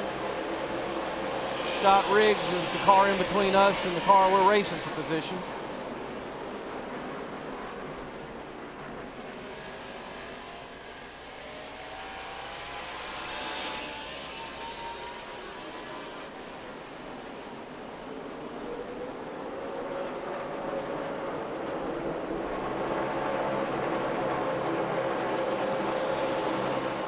And let's go check in with Doug Rice and Hermie Sadler. Guys, I know you've been following Kevin Harvick as Jeff Burton went out a little bit earlier on. And Doug, I saw the altercation on the pit road there for Harvick, but man, was he looking good up to that point. Well, he had led 106 laps, Pat, and I think he thought he had the car to beat here this afternoon, and there's no reason to not think that.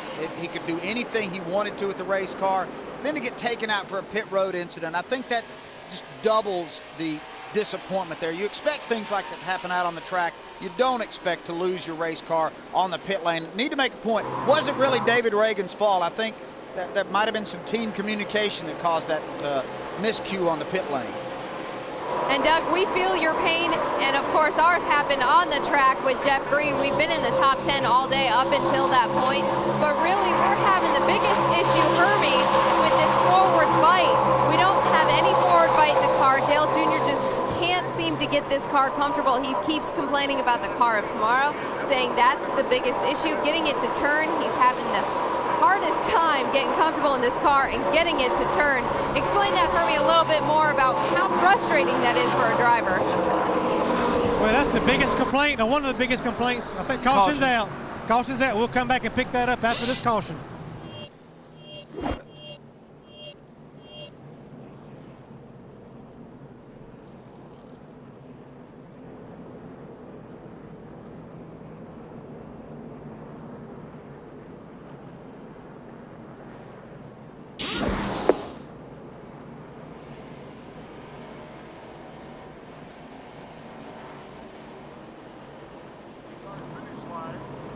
We see the cautions back out. Now the A-team is gathering their things as if they are going to come down pit road. All around, all sides of it. He's banging on everything. Dale Jr. Yeah, I can see that. They will not be coming down pit road. No, you're not pitting. Pit road is open. Dale Jr.'s definitely taking a beating out there today, Pat. Yeah, and again, it's been fun to watch him today because he has really held on to his emotions and the race car all day long. And, you know, we're in 14th spot, and we got a legitimate shot here at passing a couple, 3 or 4 cars and getting into the top 20. And at this point, you know, that to me would be a unbelievable feat considering everything we've gone through and as ill handling as this car's been today.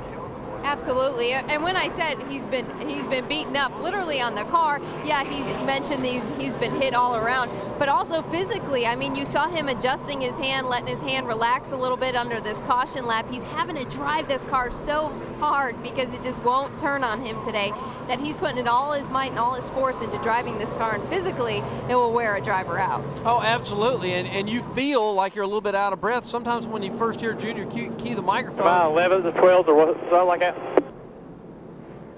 13th right now. Yeah, there's a couple on pit road there. You'll be 12. Just Truex will be behind us.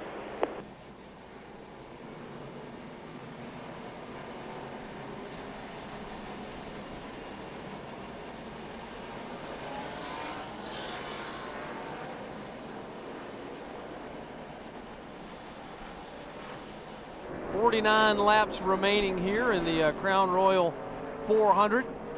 The 48 car of Jimmy Johnson is the leader at this point. Looks like the 5 of Kyle Busch, the 24 of Jeff Gordon, Denny Hamlin in 4th with the 22 car of Dave Blaney. Toyota up in the top 5 here this afternoon. 2 car Kurt Busch stands 6th right now. The 07 of Clint Boyer in the 7th spot. The 12 of Ryan Newman. The 20 of Tony Stewart. And the 17 of Matt Kenseth. That is your top 10. We're sitting back there right now in 12th. We need a couple of spots here. We've got as good or better car than any one of the 4 that are in front of us. Just a matter of how lap traffic affects us as we get back to green in a moment or two. Glad you're on board with Hotpass this afternoon. Thanks so much for welcoming us in. Turned out to be a beautiful day to race here. We tried to do it last night. We really did. Coming to the green. And Mother Nature didn't participate with us. Lap cars on the bottom, June. Here we go, green flag. Let's listen in, see how we do with this lap traffic.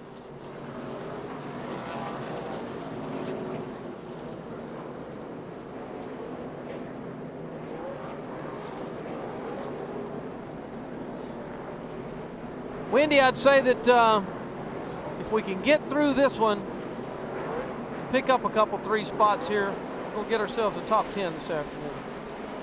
Absolutely, that's what I'm hoping for. 47 laps to go. I was just going to say 47 laps to go. Steve Meal and I think on the same page. That's good. There's a lot of traffic in front of us, but here we go.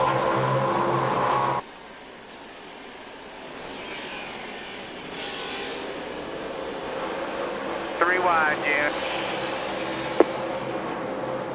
Nice Too move. wide, too wide. 17 car is 4 position. Now we noticed Dale Jr. on that high line. Remember at the start of the race, that's the line he loved to get around Jimmy Johnson. Early on, he was really comfortable up there on the high line. We see him working it now. And man, I'd love to see him pass some more cars up there.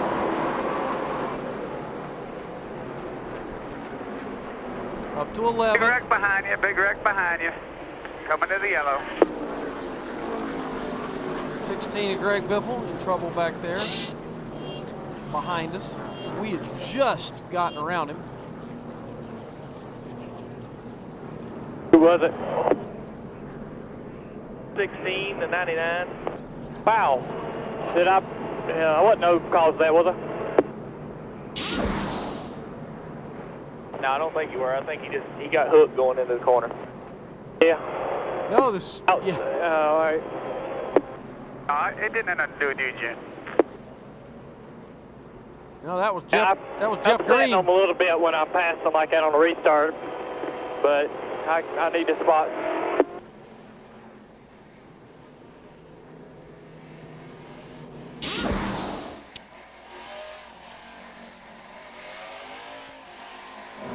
I think it's awfully nice that Junior's checking in, make sure he had nothing to do with that. When Yeah. you're a driver in that Yeah. seat, you can't really see around you. You get past the cars. He knew he was just there past the 16, just making sure he didn't get into him at all, which he didn't. He had nothing to do with that wreck.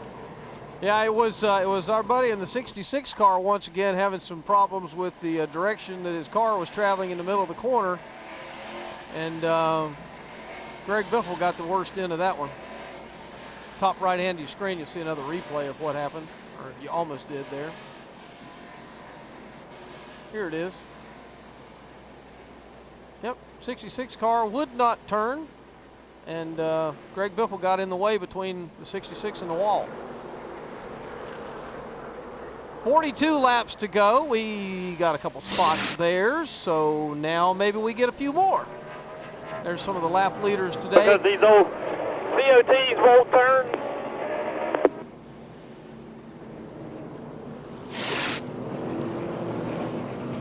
Race myself.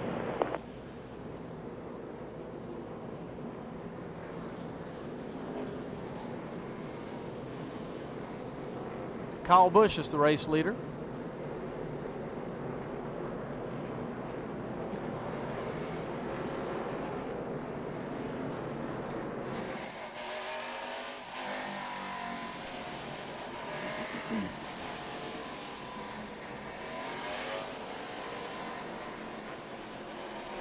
clean the tires off.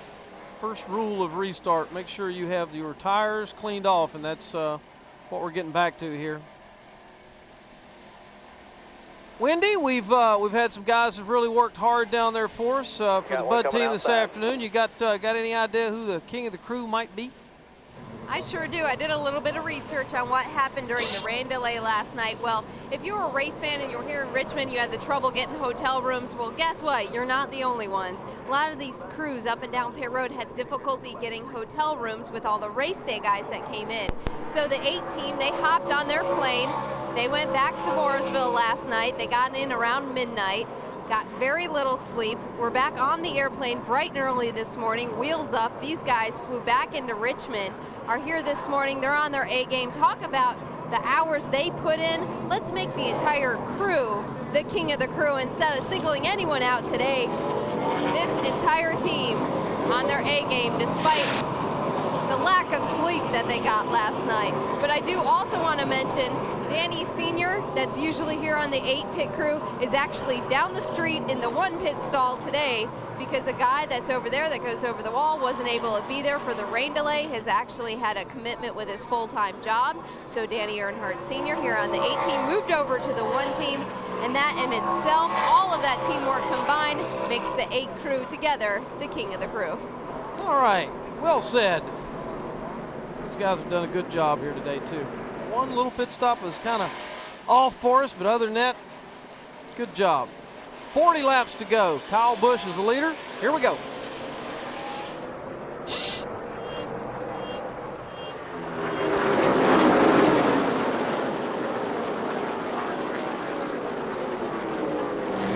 We're racing to 17. That's the next one we need for position.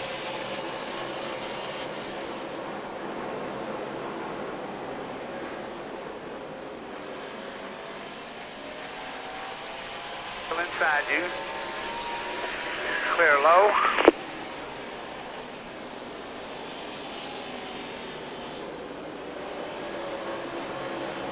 Dale Jr. not letting the bumper of Matt Kenseth get very far away from him there, staying right on top of him. Caution's out. Back Caution's out.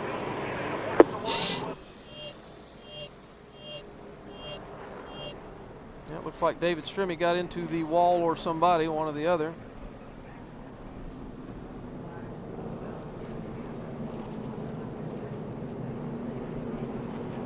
Okay, we keep trying. We'll try again here in just a few moments, so stick around, everybody. Back with more from Richmond in a moment. You know the feeling. You can't take care of business the way others do. It's called connectile dysfunction, a condition caused by inadequate broadband coverage. The cure? Sprint Mobile Broadband. It works in twice the cities of Singular's Broadband Connect, so you can be you again. Get a free Sprint card. Visit sprint.com/mobile broadband. Sprint. Power up. Having a half-ton with the most legroom and a fancy rear seat is great, but truckers want to know if it's still got some truck left in it.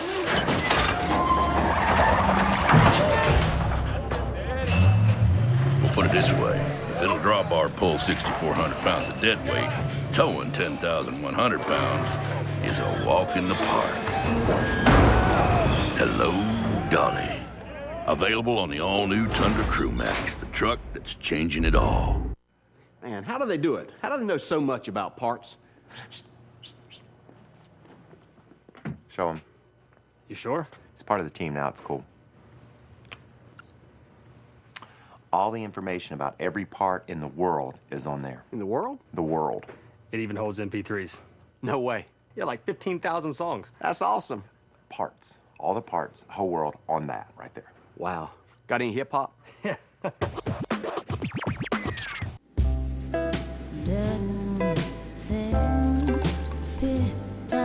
If you could travel like this, for the same price as this,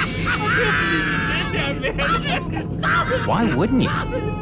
It's the same with auto insurance. With discounts up to 40%, it's possible to get the personal service of a State Farm agent for the same or less than those other guys. Call an agent 24/7 or visit statefarm.com. One new hand-tossed pizza from Pizza Hut? Quick in here. Oh, what a day. Are you still upset that Pizza Hut's new hand-tossed pizza tastes better than yours? It's like they're everywhere. I swear, I can even smell it. Pizza Hut's new and improved hand-tossed style pizza is more tempting than ever. Start with a light and flavorful new crust, add even more enticing sauce, and it's no wonder it beat Papa John's and Domino's in a national taste test. Get any size, any toppings for just $10.99. Want more taste? Get it from Pizza Hut, America's favorite pizza. Now online.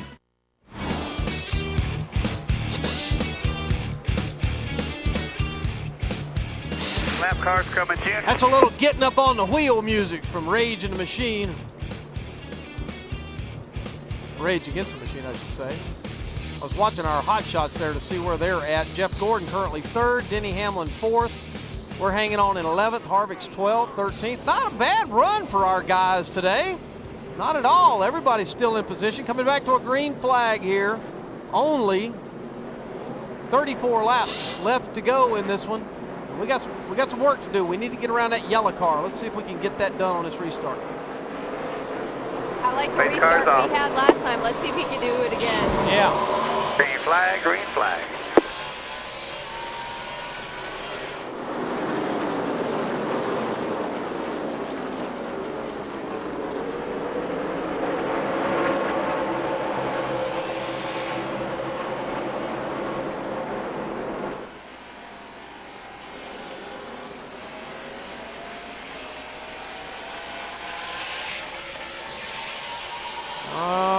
We might have got into the wall there just a little bit. Couldn't really tell.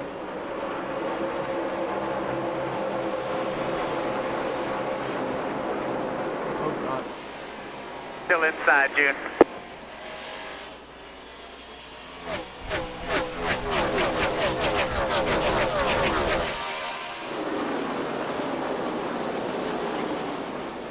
Yeah, nothing was said on the...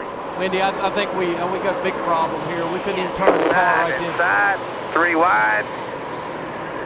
1 inside now. These guys are watching the same thing you fans at home are watching from the 8 crew just watching Hotpass, and they didn't like what they saw there. Yeah, we kind of bounced up against the wall at the start-finish line on the second lap of this restart. And I'm not sure what we might have done to the right front of the car. Let's take a look here as we, well. Big wreck on the front stretch. Go right low, here go low, go low. Right there, good luck. Wow, what was that all about? That came out of nowhere. I heard it before I saw it literally, and I see the 88 now on fire. Yeah, up in the top Sorry right. about losing those spots. It just turned into a couple laps.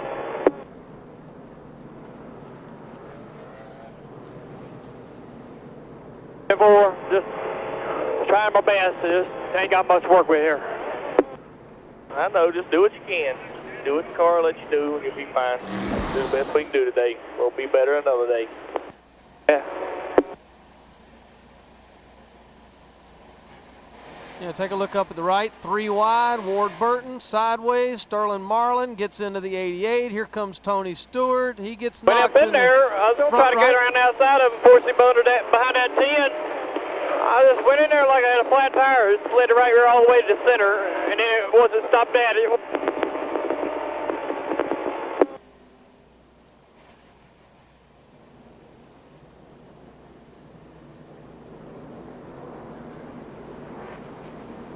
Let's take a look, and again, I kind of thought maybe I saw us kind of been bounce hitting the off the fence wall those last couple laps. That might not, I'm sure that ain't helping either. There we go. Junior just said what I thought, and that was, let's take a look at this. The wall back here on the front straightaway. Top left. Yeah, I hit it on the back stretch before that. Caution. Yeah. Just going, running hard. I'm having fun. I'm just frustrating. This thing don't drive that good, and it makes me mad, but still enjoying myself. Yeah, he didn't hit it bad. I just saw it kind of rumble up there against the wall just a little bit. You know, you can just tell when a car gets a little sideways like like that. If I could turn a little bit better in the middle, I'd right side of all these race cars. Man, you can't get this thing to get down the track in the middle for nothing. Well, you're right about that.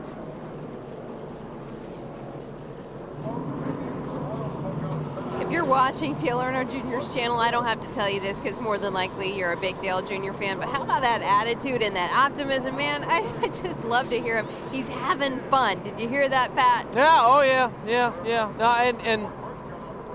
No, that's what's got us right now sitting in 12th spot, and I got to tell you, I still think that we got plenty of time here to get quite a few more spots. We got 26 laps left. If they can clean that up. Yeah, if we could just get the track cleaned up and get back some green flag laps here, we can maybe pass a few more cars. Good thing to see those drivers out of the cars, though.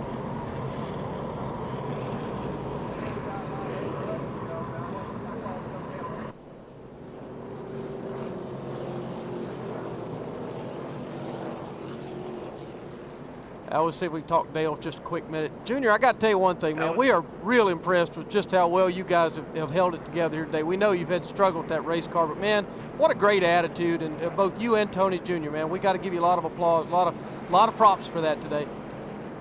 Yeah, things ain't went our way, but I don't know.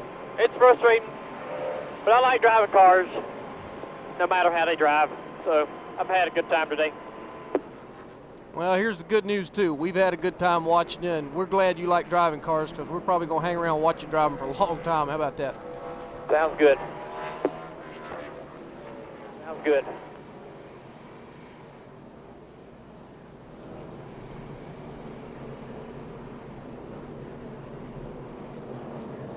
Well, let's see here. 14 caution flags, 75 laps. We're one away from the record. I didn't realize we were that deep into it, Wendy. Did you, as far as caution flags go? Not that close, but man, it seems like I'm trying to get these green flag laps. I'm just waiting for them one by one to happen, and we keep getting these cautions, and it's a little bit surprising, I suppose. Look at that damage over on the 20 in the right side box. I was just getting ready to tell you. I mean, talk about guys that can't get a break. You know, Stewart last week's running in Talladega looking like he's got a head of steam, maybe a chance to win down there.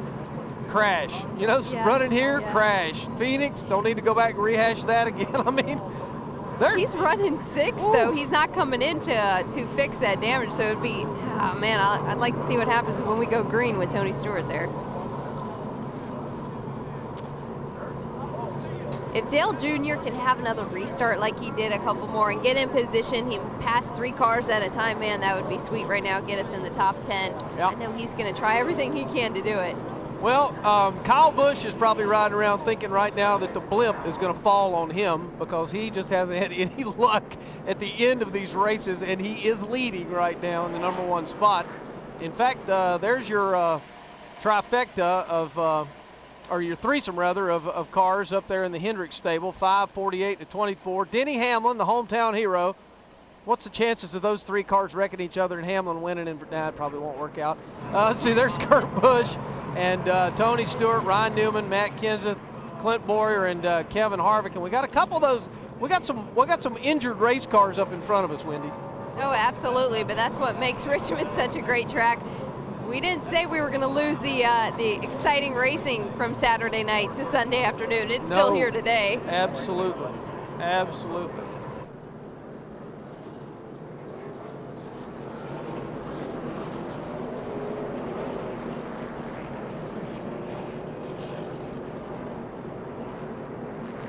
Looking at Crew Chief Alan Gustafson up there in the right for Kyle Busch. Somebody has lost their Gatorade bottle on the racetrack. You see up there with the network feed.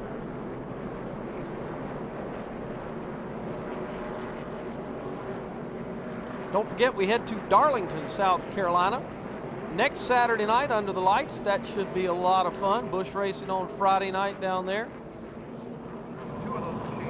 And Pat, I was going to mention before one of those cautions came out, we're headed to Darlington, but first all these crews down pit road have that NASCAR test over at Lowe's Motor Speedway Monday and Tuesday night. Now, we heard Tony Jr. say at the top of the show they originally were supposed to be in the garage at 11 a.m. on Monday, tomorrow, for that test at Lowe's Motor Speedway in Concord. They pushed it back by an hour, so they get in there at 12 and they get on the track at 2 o'clock. So these teams are going to be busy at work Monday and Tuesday before they head over to Darlington, and that again being a Saturday night race, so these guys are going to be back at the track.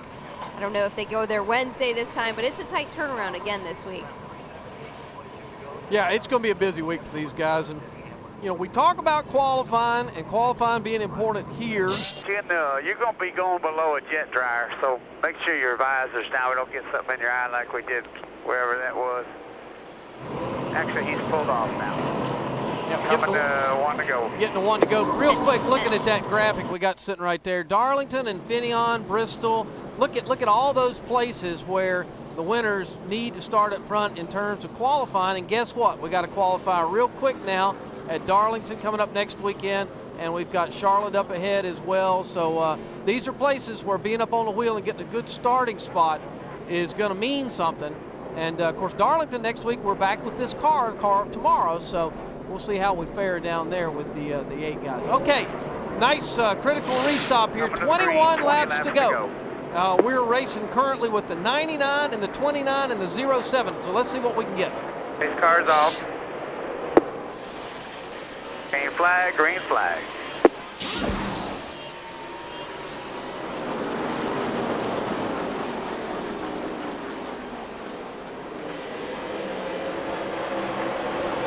Still inside, Junior.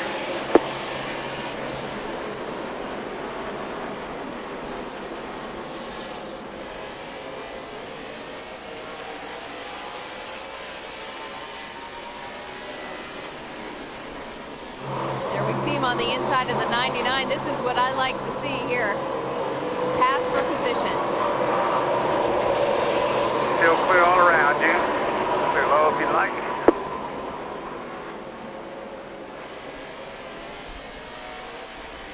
Clear low. A lot of traffic to work here. Teammate on the bottom, Carl Edwards up here on the top, Rudelman ahead in the blue car on the left. Tucked back in now behind our teammate.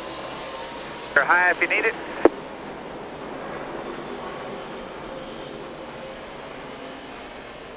What we need is some racing room, Stevie. Find us some racing room.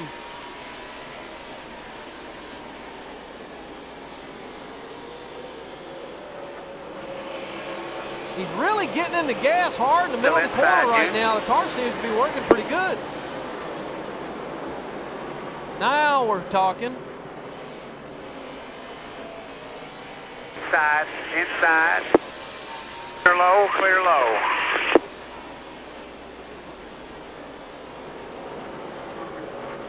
Clear low. Clear low. Come on, get the nose up there. Yes.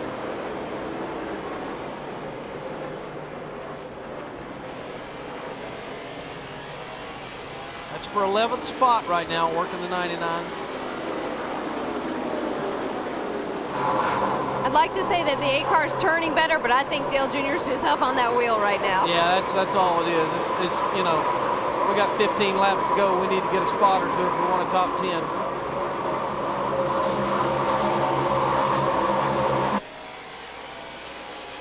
Carl was the outside pole sitter today. Inside, in, outside, clear high.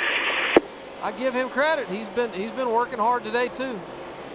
J.J. Yaley's starting to work us from the back a little bit, along with Clear Dave all Blaney. around.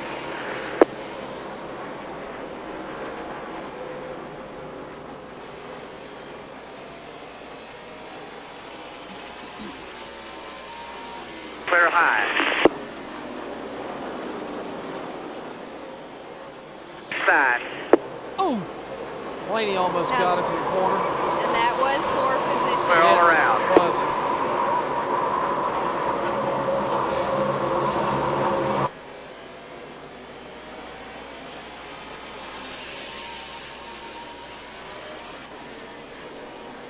Denny Hamlin and Jeff Gordon working hard over there for 3rd place in the right-hand corner of your screen.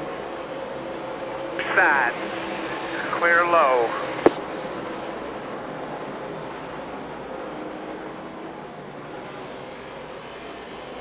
It'll be 3 wide up in front of us. That could be trouble. We got to be careful here. Whew. That'll make your heart beat fast. Oh, absolutely. I was holding my breath Clear down high. here watching the cameras. Clear high and low. Coming to 10 to go here next time by. driving his heart out right now. Gosh, I wish, 10 laps to go, 10 clear all around. That COT would be treating him a little bit better right now, getting it to handle, getting it to turn.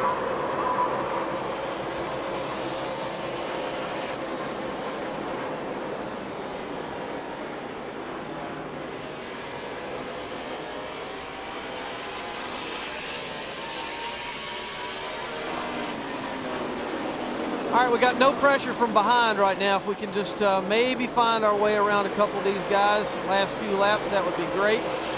Just got to be careful if anything happens in front of us, not to take ourselves out of a good top finish here.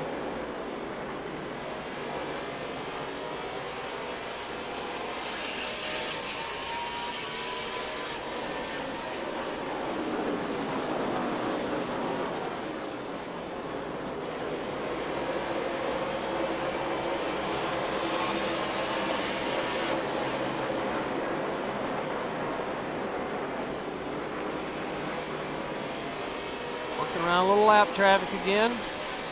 7 laps to go. They're high.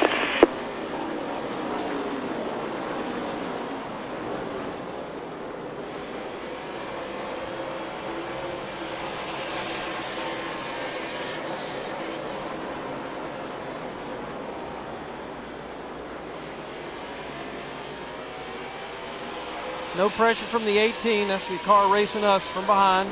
6 to go, 6.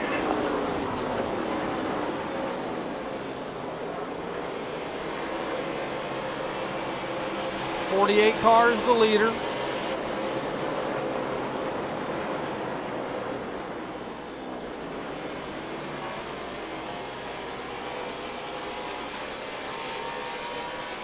.5 to go.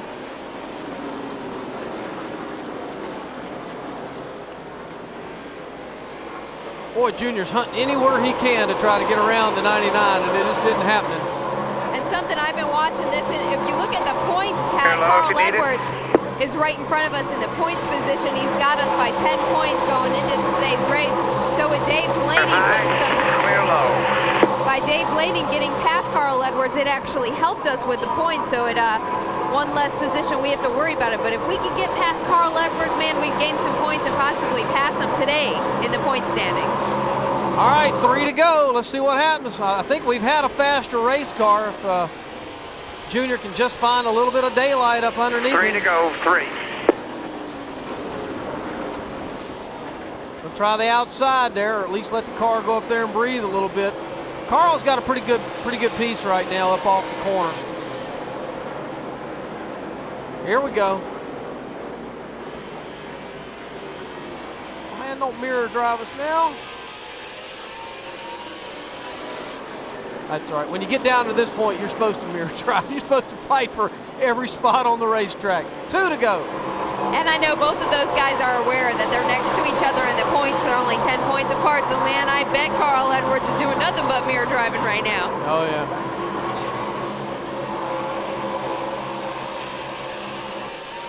White flag, Jim.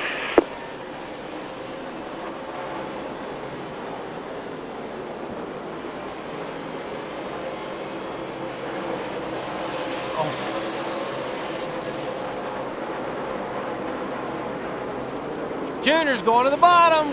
Can't quite get it done.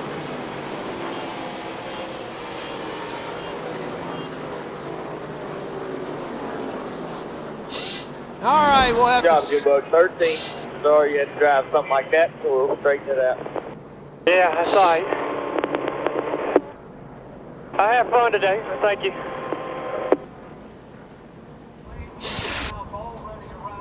Driver and crew chiefs. Mistake on pit road. But seriously, man, you guys are the pros. We'll get on it. Everybody's on fire back here. It smells some nasty shit. All the quarter panels are on fire. It's burnt. That's not good when we hear that, but a good day overall, finishing 13th, knowing how ill handling the car was. You guys really turned things around from some bad situations. Yeah, we made a decision earlier in the week to try to come here with a different style clip and a different setup, and you only had an hour and a half of practice. So, you know, the way the car was there at the beginning of the race, I couldn't have been happier. You know, it's just been a little tight in practice, and wasn't sure exactly how tight it was going to get. So you know, we learned a lot today to take to Darlington to kind of figure out and kind of back up on some of the stuff. But overall, I mean, right now is when we need to do all the experimentation, because at the end of the year you can't really do it. So we're just trying to get ahead as much as we can on COT, and you know, those guys that won the race today, they're ahead of us right now. We got to catch them. How difficult has it been gathering all these notes race after race on the COT? Well, I mean, it's hard because you just burn your guys out. You go testing every week and you come home and you just work your butt off and you just burn everybody out. So you just got to do it when you can. So that's what we try to do. We try to keep everybody pumped up, positive, you know, and not make it too much of a job. And, you know, we'll just make it better and better every week. All right, thanks to Tony Jr. We'll try and check in with Dale Jr. when he climbs out of the car.